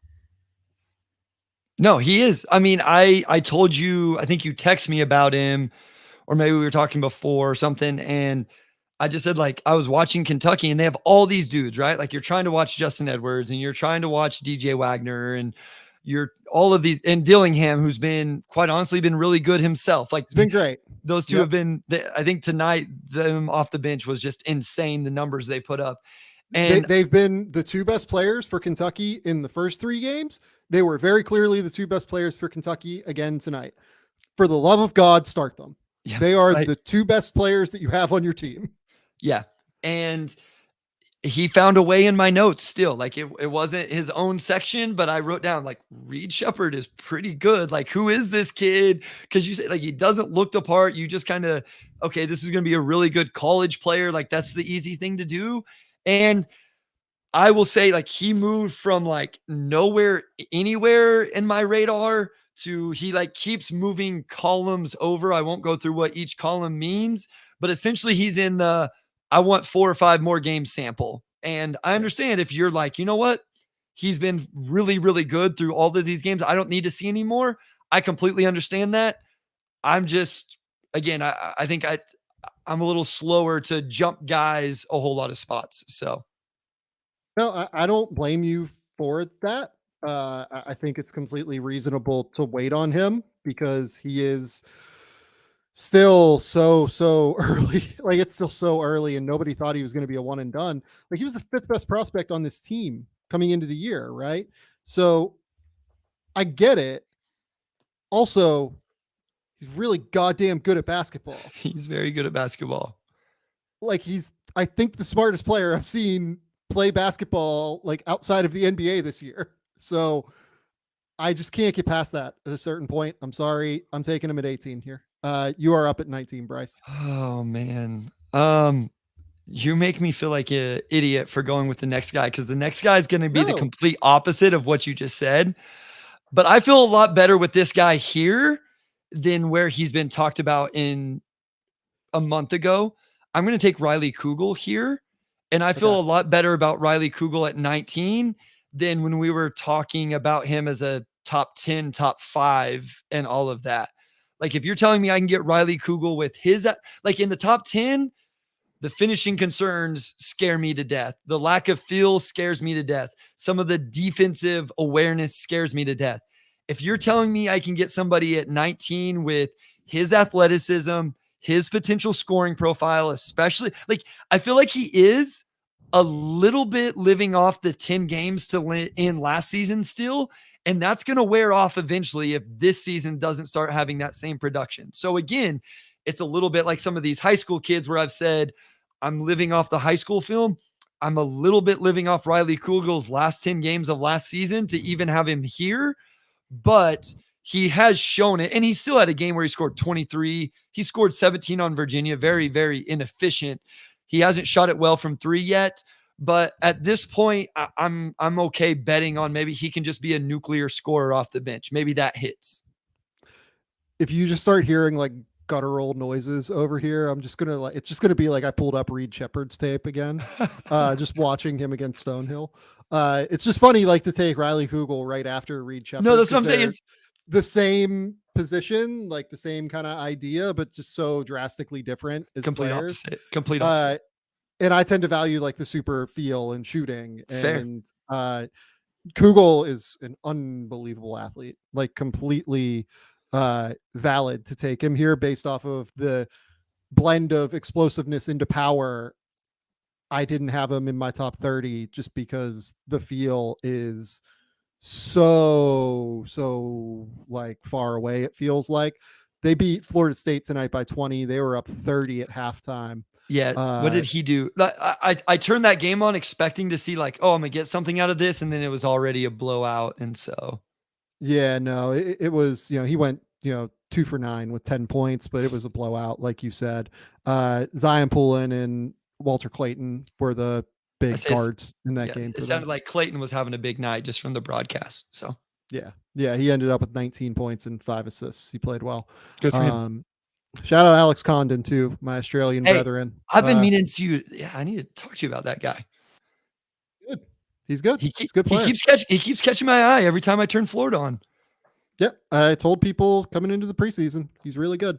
We'll see if he's their starter by the end of the year. They have Handlocked in. So I like Micah too. Really I like Micah.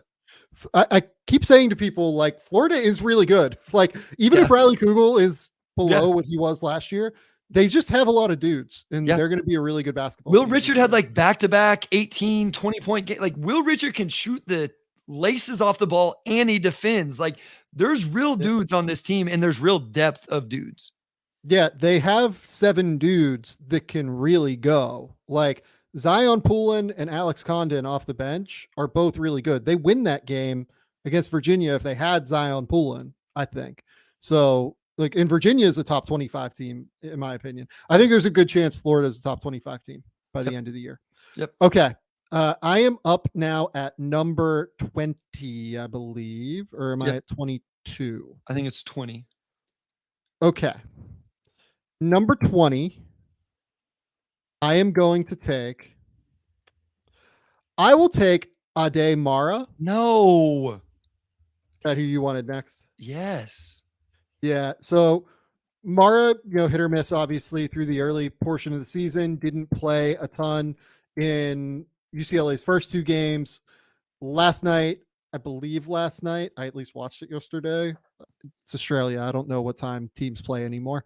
They played LIU. He went 6 for 9 from the field. He actually played 24 minutes. He had a couple of awesome passes, playing in the way that he's so capable of. High posts, being able to just see over the top and dictate action that way. Had 4 blocks in that game. I thought he was really, really impressive. It was kind of everything that we had hoped to see from him. I will also say, like, getting a little bit harder to justify having him below or having him above Adem Bona, given the way Adem has started the season. He's averaging 18 points, 9 rebounds, shooting 57% from the field, and obviously flying around defensively in the way that we know he's capable of. But I really like what I've seen from both of them so far, at least Mara in that last game. And I'm really looking forward to seeing UCLA throughout the course of the season, because at some point here, they're going to get Berke Buyaktenchel, hopefully, and Berke can really play too. Yeah, I'm excited about him. He was right outside of this activity for me. Yeah, he had a couple of those really nice passes from the elbow. He actually had a couple elbow jumpers as well. I think he hit 2 elbow jumpers. And yeah, he looks very young and I know that sounds silly, but they showed like the close up of his face a couple of times. He's only 18. He turns 19 in April. And so he's 7'3", 7'4", and you just know he's going to eventually grow into that body a little bit more, but he looks skilled. He had a couple nice, or at least one, I think, lefty hook shot. I'm just, you talk about size, he can move a little bit and has some skill with it. So I'm going to buy that. So I really like that. All right. You're up at number 21. I'm going to take my guy, Tyler Smith here. And I know I've talked about Tyler Smith's defense a little bit. He's been shooting the laces off the ball. He has been shooting that thing. And I made a comment earlier about, the G League Ignite and not necessarily having a point guard or whatever. So it's not like he has somebody just setting him up all the time. In the 6 games before tonight's game, where they went overseas and then the start of the season, he is 56% from the 3-point line. So he is a good player. He is 6'10", sweet looking lefty shooting stroke. I really like Tyler Smith. The defense will continue to grow and improve. Would like to see him be a little more impactful on the defensive boards as well, just in general. But I like what he can bring offensively. He's had some flashes of some passing stuff that's really intriguing. Even if he can just operate a DHO and hit the back door. I'm not talking about like Aday Mara stuff or, like that, but just keep the ball moving, the flow of the offense going. I'm going to take Tyler Smith here and feel pretty good about him just being able to be a quality NBA player. Rafael Barlow brought up a point on Twitter a couple of days ago where he said Tyler Smith has been the best player for the Ignite so far. And look, like, he's right. First and foremost, part of it is because everybody's been kind of a disaster outside of Tyler, but like, I kind of agree. Like, he's helped himself a lot. I think that it's completely reasonable to take him in like the 20 to 35 range. I had him on my board here. Just a couple slots lower than this at 23. So yeah, this is a great pick. I think it's completely reasonable to take him. Just for the record right now, we have made 23 selections. 20, is that right? 21. 21. And we've only gone to the number 24 player on my board other than Reed Sheppard. I was going to say, if I didn't go that far off the board for Reed Sheppard, I would be disappointed. But I mean, but other than that, that's pretty good. Yeah. Okay. Next up for me, I am going to go with Bobi Klintman at 22. Love it. Bobi Klintman has been productive so far for Cairns here in the G League, or here in the NBL. I'm sorry.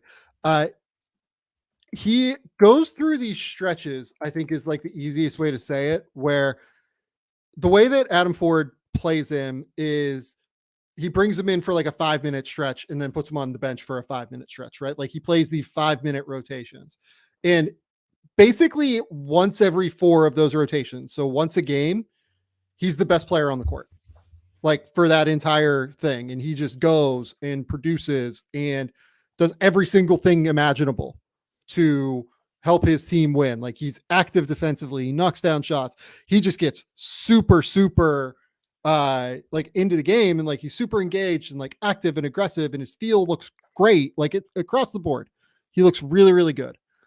And then like, he goes through these other 3 stretches where he's like kind of invisible. He might make a pick and pop, like he might do some stuff here and there, but so far he is averaging 11 points and 6 rebounds and 1.4 steals and 0.9 blocks, playing 24 minutes a game in a professional league as a 20-year-old, and a 20-year-old that does not have a lot of high-level basketball experience. He comes from Sweden.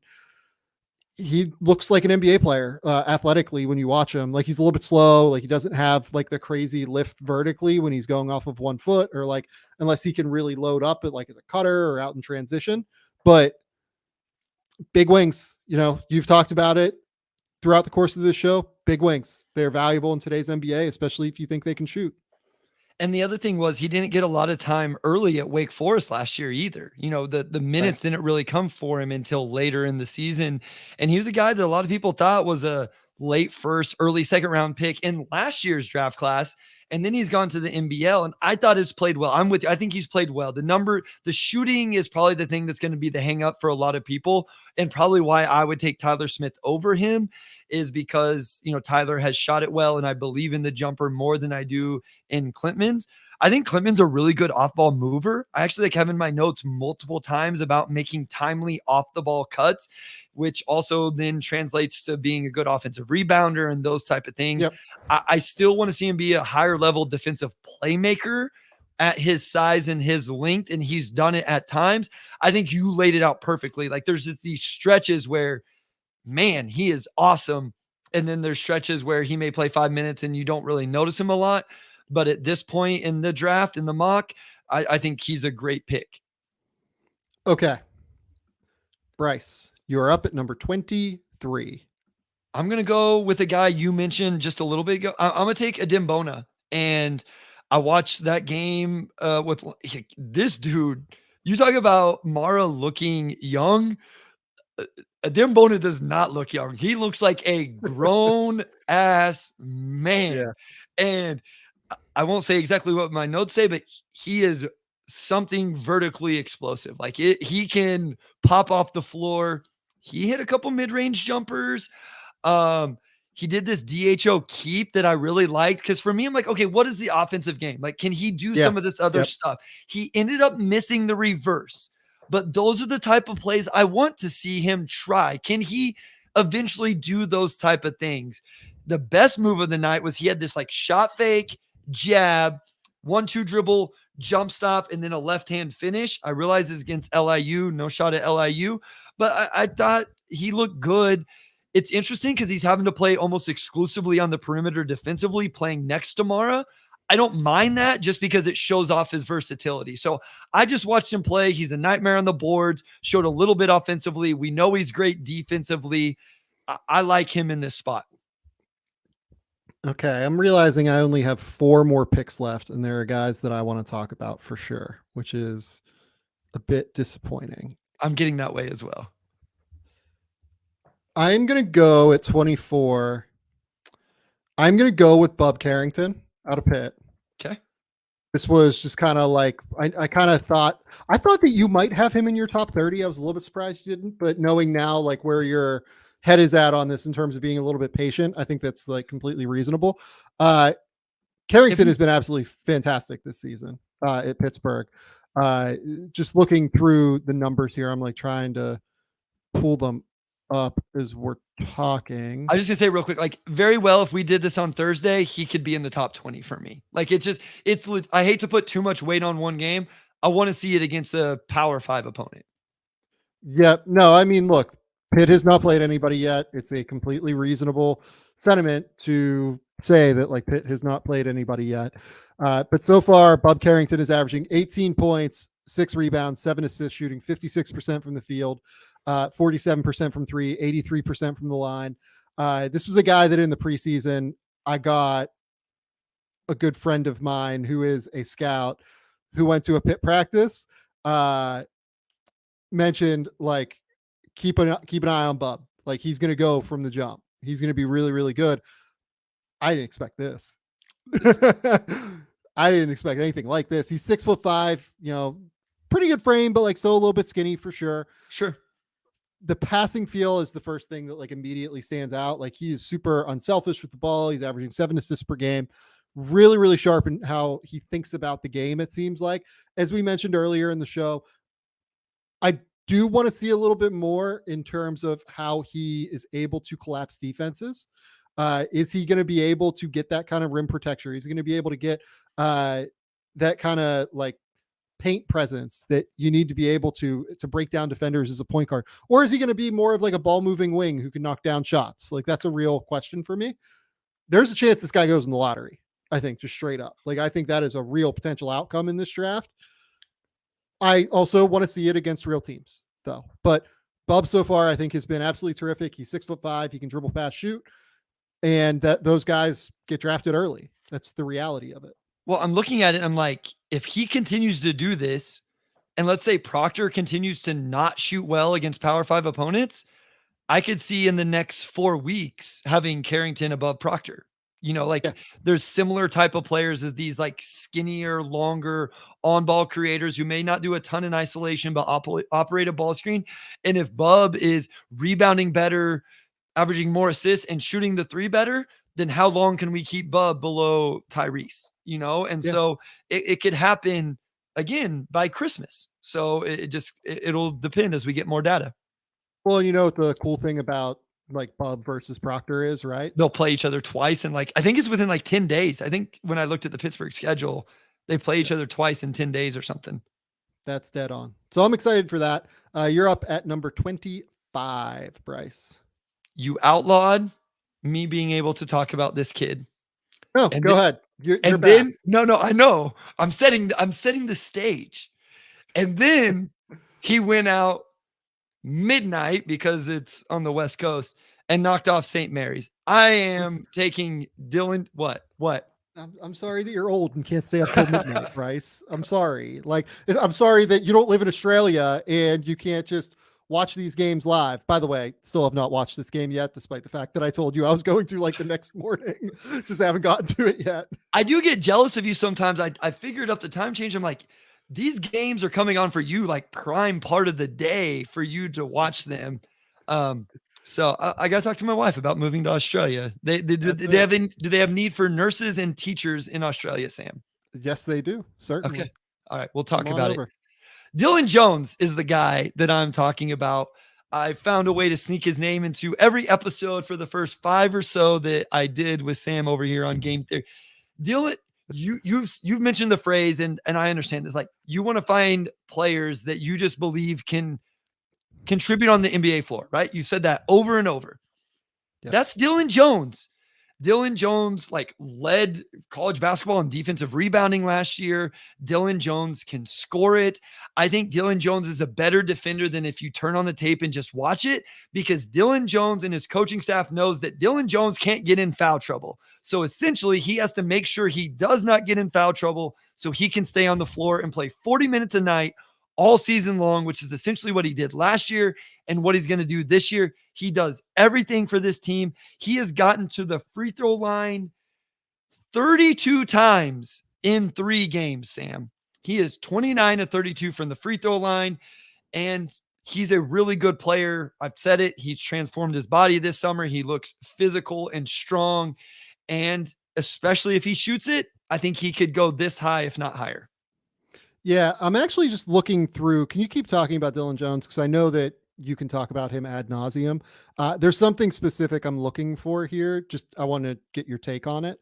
Keep talking about Dillon real quick and what. Yeah. So anybody who isn't familiar, he's this bulky wing forward that essentially plays point guard for his Weber State team. So they're running pick and rolls for him. He's operating those. He has very high feel. He's not going to wow you with this crazy vertical pop. He went through the pre-draft process last year. He went out to Hoop Summit and just shined on the Portland Generals team in the scrimmages, went to the G League Combine, shined, got invited to the actual Combine, and bet on himself and came back to Weber State because he wanted to show and be a first-round pick. And that's who he is. So he's these think Grant Williams is kind of what he looks like. I'm not saying the game is the same, but that's kind of what he looks like, just his body frame. He's not the shooter Grant is, but he's better off the bounce and can pass and distribute and is a high level defensive rebounder. So typically when I watch Weber State, I understand that he can't contest shots at the basket, right? You can't risk that, point blank. I tried to go back through the Combine scrimmage games to see if he blocked any shots. Sure. Right. So far in 90 games of his career, do you know how many blocks Dillon Jones has? 22. 5 in 90 games. And again, I want to be clear. I think that part of that is they very clearly tell him do not get in foul trouble. Yes. Don't risk it. Don't do anything. Also, he's very ground bound. As a player. Yes. And I don't know, man. That's one of those numbers that's a red flag in some way, shape, or form, having that few blocks. But also, I agree with you. He just knows how to fucking play. I want to see where the shooting settles. We've talked about the shooting before. Yes. I really, really like Dillon. I think I would have him in my top 40 or so right now. I'm totally with you. Just believing Dillon Jones is an NBA player. Let's take him at the end of the first round. Reasonable take. I am in on Dillon Jones to a pretty solid extent now. Cool. Okay. Next up, number 26 for me. Okay, I'm going to avoid that person because I think you're going to take him. Okay. I have 3 left. Okay, this is good. I have 3 left. At 26, I'm going to take Tristan da Silva. Oh, dang. Out of Colorado. Good So, player. yeah, again, my theory, I'm going to take good players. Tristan da Silva knows how to play basketball. He's 6'8", 6'9" something like that. Not just a post player, like can play some center for Colorado, but operates more like off the catch and out of spot ups. He can drive. He can really dribble, pass, shoot. I think he can knock down shots from distance. But if he gets a mismatch opportunity, he can take you down on the block and be able to score that way with his footwork. He can put his shoulder into you and drive and get to the basket that way. He is just like a real mismatch threat every single time I watch him. I love to watch Tristan da Silva play. I'm really excited to see Colorado throughout the rest of this season. I think Colorado has a real chance to be very, very good between him, Cody Williams, and KJ Simpson. Awesome team. We haven't seen a lot of Colorado yet, so I don't know that I really need to like update anything on what we've talked about with Tristan previously, because I feel like we've talked about Tristan a lot. But again, it's just 6'8", dribble, pass, shoot. Not a great athlete. That's the big difference. Like, you can squint and see some of the things that Franz Wagner, his fellow German, does at 6'8", 6'9", but he's just not the athlete in terms of flexibility. What about Batum? What about Batum? Like late career Batum? Yeah, I mean, it's weird because Nick, like when he got to the NBA, was a fucking joke athletically. And like, a better passer probably, but like what about Batum as the passing's gone down and the athleticism's gone down a little bit? It's interesting.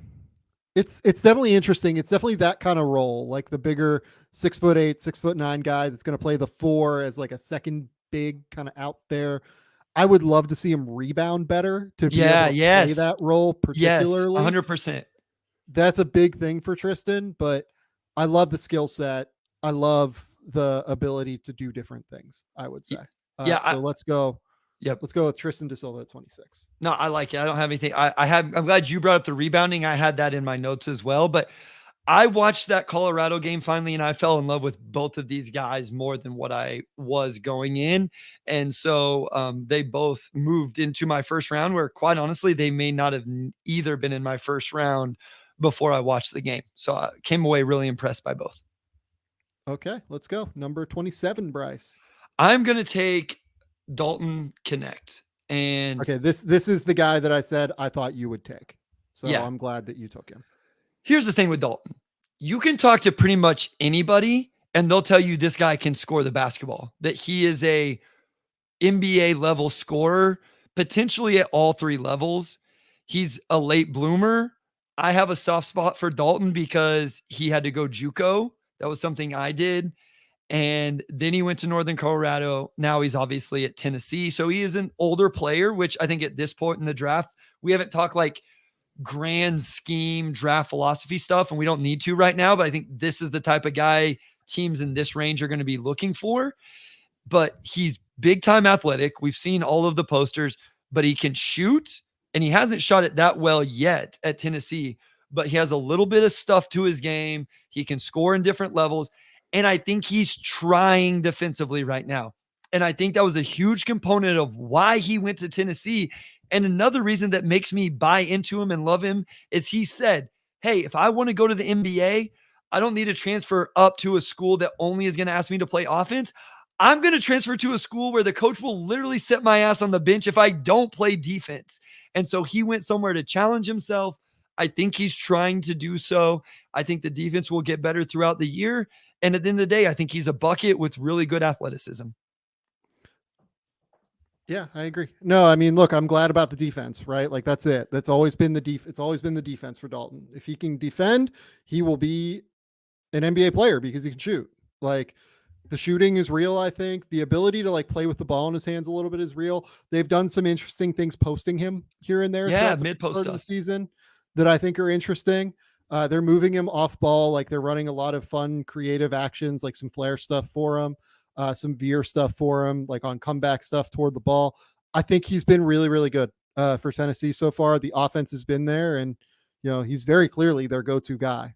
You watch their games, like late in the games, if they need a bucket, like they're going to him. So, and I think that Tennessee team is fucking awesome. Like I think they're going to be.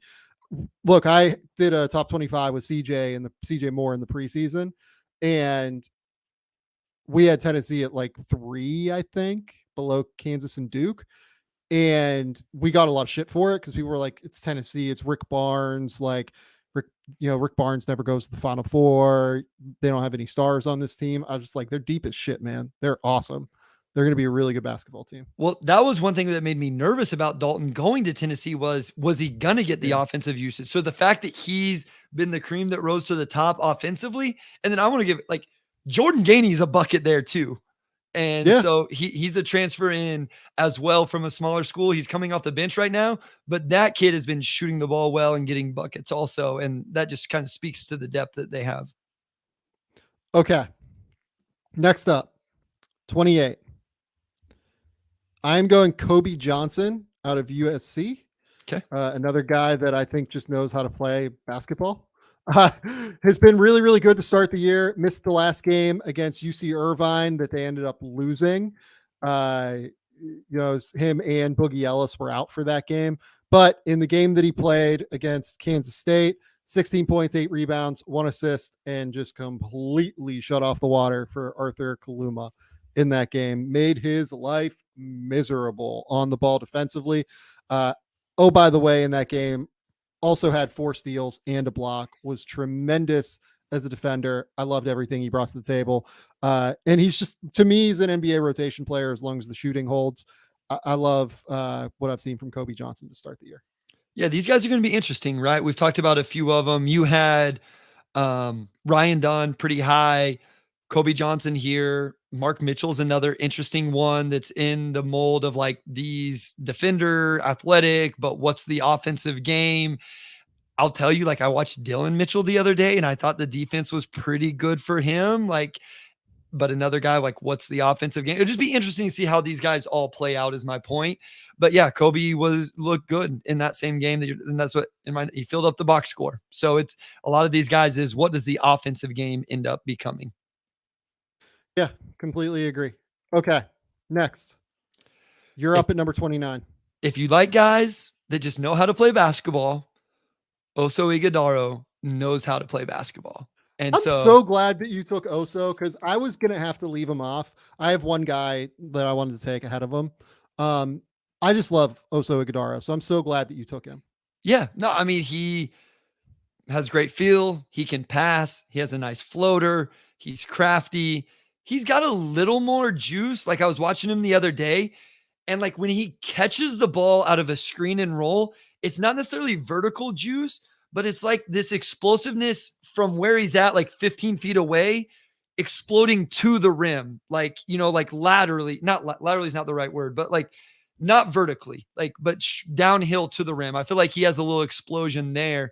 And then defensively, he's going to be a good positional defender, contest with verticality, has a little ability, like scheme wise, you could do some different things with him. He's a good basketball player. He can't shoot like that. That's the fatal flaw, right? For anybody who's listening, who isn't familiar with Oso's game, he doesn't shoot it, but he pretty much does everything else you would want on the basketball floor. Yeah, I agree. I have no strong opinions on this beyond loving Oso Ighodaro. The guy is fantastic. He is an unbelievable basketball player. He just knows how to play. His feel in terms of spacing, his feel in terms of dribble handoffs. You watch him like off the ball, he's like directing his teammates into different spaces. Like the guy's just a genius on the basketball court. I have no qualms with this whatsoever. One thing I do want to ask you, have you jumped onto the Tyler Kolek as an NBA prospect bandwagon yet? Tyler Kolek is in my more research column, which is all the way to the right. So no, essentially no. Okay. Yeah. I actually love Tyler Kolek, like as a basketball player, and I love the attitude he plays with. I love everything about Tyler Kolek as a college basketball player. And if you want to tell me that all translates and it works, I'm cool with it. Like I'm fine with anybody who thinks he is. I'm sitting on the bandwagon right now that he's probably not. Agree. I think he plays in the NBA. I do. I don't know for how long. Like, I'm not going to sit here and say like, he's like a definite long-term NBA player. I think he plays in the NBA. I like it. Number 30. A guy that I'm like fairly stunned I'm talking about like this. I did not expect this coming into the season here in Australia. I'm going Alex Toohey. Yep. From the Sydney Kings. 6'8", 9-foot standing reach, has been very versatile over here defensively to this point. Like, they have him guard really like 2 through 4 a lot. Like, he gets switched on to big sometimes and can handle that. I don't think he's good enough against like the quickest ones here, but that's the reality. Can shoot the ball. I think he's shooting like 33, 34 from 3, but I think he can shoot the ball. Like, just having seen it. I agree. In passes, just knows how to play. Really knows how to play. Guys that are 6'9", 9-foot standing reach, somewhat versatile defensively, high feel, can shoot. Those guys play in the NBA. Like, that's kind of the reality, right? Yeah, I put the jump shot looks really good. And then I also put he might be the quote unquote champion of awkward finishes in the lane. Like, I don't know if it's a positive or negative. Like, I don't even know what I think about it. But he finished. Like, the point was he made it. It just didn't look super smooth. But at the end of the day, if you put the ball in the basket, that's all that really matters. So, no, I mean, I have my notes on him. I've watched him. I haven't been quite as good with the NBL recently as college basketball has started. I've talked about this. I will circle back to that here a little bit, let some of the stuff flesh out. But I had a feeling you might go here. But yeah, I'm not as high. Toohey would be in my top 60 though. Yeah, no, I love it. Get to see Alex Toohey right around this time tomorrow here in Australia, and I couldn't be more excited. Alex Toohey, really, really fun player. Bryce, that's it. We've gone through 30. Do you have any other guys you want to shout out while you're here? Wooga Poplar is a guy that would have been, he was in my top 30. And, just because of how we went back and forth and, whatever, didn't quite make it. But I think he's played really well. He's been shooting the ball well. DJ Wagner really dropped for me, was a name we ended up not saying. Melvin Ajinka is a name that dropped that I was surprised we didn't have in the first round as well. Those were the two that I thought maybe one of us would take that didn't. Yeah. Ajinka was in my top 30. Mackenzie Mbako is another name. He's right outside my top 30. Eve Missy, it looks like, was my highest. He's in my top 30. Eves would have been my next pick. Jared McCain, DJ Wagner, a couple other names. Rob Dillingham was another name that I think we need to mention. Yep. It's just been fantastic for Kentucky so far. Where do you have Holloway? Where do you have Aden Holloway? So I'm still trying to get a feel for it. I really like what I've seen so far. I love how creatively they're using him. Obviously, such a real shooter. Might be a guy. Like, I'd probably have him in my top. Like, I'm going to do a top 100, not for next week, but probably the week after. I don't know where I'll have Aden. In the top 60 somewhere, but I don't know where yet. Small guards are hard. It's just really, really difficult. I cheated. I just put him, El Marco, and Robert Dillingham kind of all in the same spot in the middle of the second round, middle to end of the second round.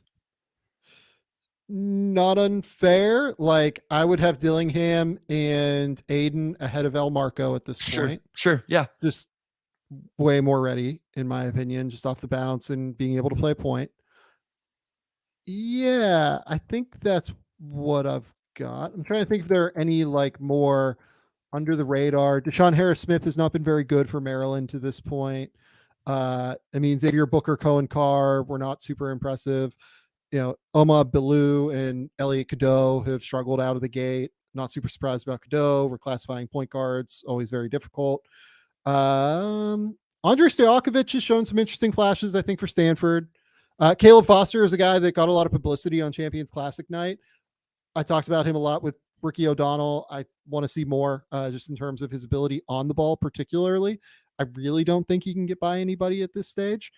Trenton Flowers had an interesting game against who did they play? I don't know, but Southeast Melbourne, is that right? That might not be right. That is right now that you say that. That's first game in my queue for tomorrow morning.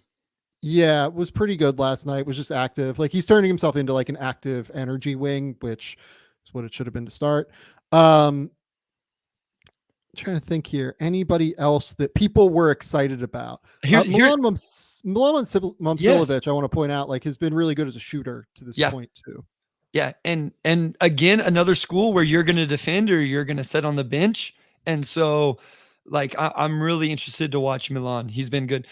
I'm just going to say it. I know you don't want me to, and that's okay. Collier Ware is a name that people are getting excited about. And in his defense, he's putting up numbers. I think some of the questions that we all had coming into even Oregon last year are still there. Here's the thing. I've said over and over on this podcast that with some of these guys, I just need the data point that shows me to move them up or move them down, right? Like I'm just waiting. Sunday is that data point for Collier Ware. He plays Connecticut and Donovan Clingan. And if he puts up 20 and 12 and 3 blocks and holds his own, then the data point may say move him up. If he reverts back to some of the concerns we've had, then he can kind of stay and go back to where everybody had him at the end of last year. But a lot of these data points are coming for a lot of these guys. Agree on that. Is there anybody else? Oh, yes, there is somebody else. Shout out my guy, Gavin Griffiths. Gotta love him over at Rutgers. Dropped 25 on BU. Not with a ton of threes either. Like he made 6 2-pointers in that game, had 4 rebounds, and then he had 12 against Georgetown. The other night, I believe that was probably Wednesday. My days get confused because I live across the world. Had 12 points, has been really, really effective in the games I've seen of Rutgers so far. Excited to watch more Gavin Griffiths, but probably not a one and done, it seems like. Bryce, I feel like we drafted a lot of the older guys that I wanted to talk about. Anything else you want to get off your chest before we leave? No, I'm just going to say this. The way that played out is exactly what we said at the beginning and the way I felt forever. Like the first 8 or so picks, I was sick to my stomach, sweating it out, freaking out about it. And once we got past the top 10, I was like, this is cool. These are guys I believe in. These are guys I think are NBA players.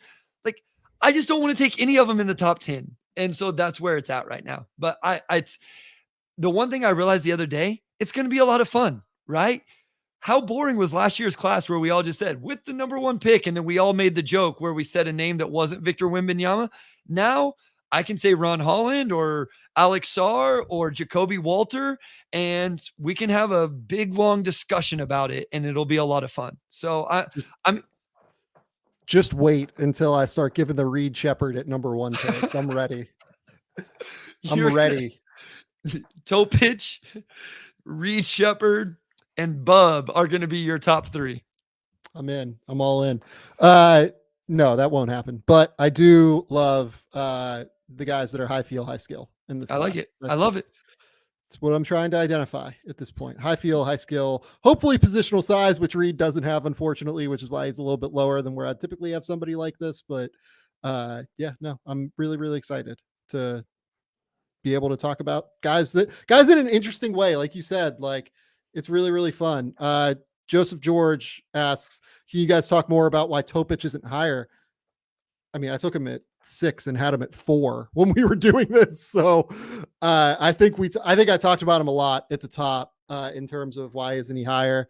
For some people, it'll be the defense and it'll be like, is he a consistent like knockdown shooter? Are the big questions. I don't know. I feel like we did a good job answering what separates Aday Mara from somebody like Collier Ware. It's feel for the game. Absolutely. And motor, like honestly, not to say Mara's motor is like insane or anything, but Khalil's has run really, really hot and cold throughout the course of his career. Oh, there was another question I saw up here at some point. Where is it? Where is it? Everyone needs a smile asked, since you say fit can be bigger to the normal factor this year, can you mention a few core teams where these guys might develop best? Here, how about this? I'll go through the top. Alex Sarr, is there a team that like you point to that you think Alex Sarr might be like a good fit on? No, I do not have one off the top of my head. I would have to pull up some NBA teams. I mean, look, like the Wizards, I think would be interesting in that respect. Portland, I think would be somewhat interesting, although they certainly have Ayton. If they wanted to use like Ayton as a 5 and Sarr as like a roaming 4, I think that could be kind of fun. So like you would put like Sarr next to Gafford in Washington, Sarr next to Ayton in well, Portland. I don't think Daniel is like their, I don't think Dan Gafford's like their. But would you answer at still, center. or would you just put Sarr at center in Washington? I would probably start him at the 4. I don't think he's strong enough at this point to make it work. Isaiah Collier, the one for me is just like the Spurs that stands out immediately. Like put him with Vic and just rock. That'd be incredibly fun. Yeah. Ron Holland, you took Ron Holland, so I'll give you the floor on that one. Ron Holland. You could put him in Portland. The Pistons. No, no. Put him in Portland with Scoot and Shaden Sharp. Put him on the wing there. I will say, like, if we talk about Detroit, the ones that stand out to me are Jacoby Walter and Modest, actually, and Trey Alexander a little bit as well. Just basically guys that can really shoot.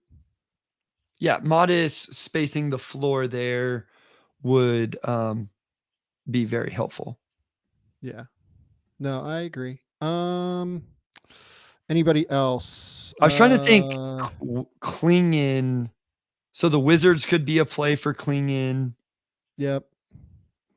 It's hard just because like we don't know like the middle of the lottery right now. Like that could go any number of different directions. Memphis, I think, would be really good with Klingan. Yeah. If they lose Steven Adams, like that's been a big issue for them. Has been just not being able to protect the rim despite the fact that Jaren is there, because Jaren's like having to do so much. And you know, they're just fucked now because like Marcus Smart's out and everything. So it's a whole mess. Bryce, we've gone for 2 hours and 5 minutes at this point, which these mock draft pods always go long. Tell the people where they can find your work. Tell the people what's going on. Anything you want them to know, anything you want to plug. Yeah. So at Motor City Hoops on Twitter, again, plenty of Pistons content, but also NBA draft, all of that. If you are a Pistons fan or want to hear us talk about the Pistons every Tuesday or Wednesday, me and Omari Sankofa II, Pistons beat writer for the Detroit Free Press, the Pistons Pulse podcast. Excited to be talking NBA draft. We've been doing a lot of general NBA on here, which I enjoy as well, but NBA draft is kind of what I love the most. So this was a lot of fun. I was excited, and I'm now excited for the next one to see where things go and how guys move around, because I think that's when it really gets fun. Okay. Either on Sunday or Monday, I'm not totally sure yet, we will do overreactions from the previous week. I definitely want to talk about the in-season tournament because, guys, I've got to be honest with you. I love the in-season tournament. I'm like in. It's good. It's fun. It's enjoyable. I have a great time watching these games. You know, unless the Bulls are on, because the Bulls are A, bad, and B, their court looks like you're playing on the surface of hell. And I'm excited about it. So we'll talk about that a little bit. We'll talk about a number of different things throughout the course of the Overreactions pod. I don't know if I'll make Bryce come on again and do that just because Bryce did a 2-hour pod with me tonight. I know he's always happy to do it, but regardless. I wrote a big thing on Zach LaVine that we talked about at the top. It was like 5,000 words, breaking down all of the things that make sense, what doesn't make sense for him in a potential trade destination, what his value is as well. I think that because there are like 11 teams that could reasonably come knocking, the value is going to be a little bit higher than what people think. he is a all-star. Like guys that are all-stars don't go for nothing. Like people are like, oh, he has a negative contract. We've kind of seen that guys with negative contracts still get traded, especially right now when the salary cap is going to keep skyrocketing throughout the course of his deal. So go read that. Go read about the Zach LaVine potential trade destinations. Go read about what else did I do this week? Champions Classic. I did Champions Classic prospects over at The Athletic. That'll be up. I'm doing a thing on the 2-day draft that seems to be bubbling from the GM meetings.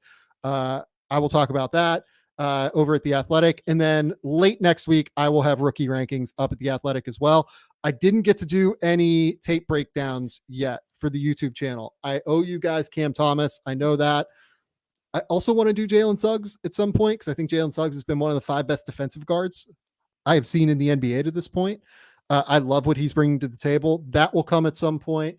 And at some point, I'm going to do draft prospects, but we're kind of trying to figure a few things out with the pod at this point. So that will happen. That's all I've got, Bryce.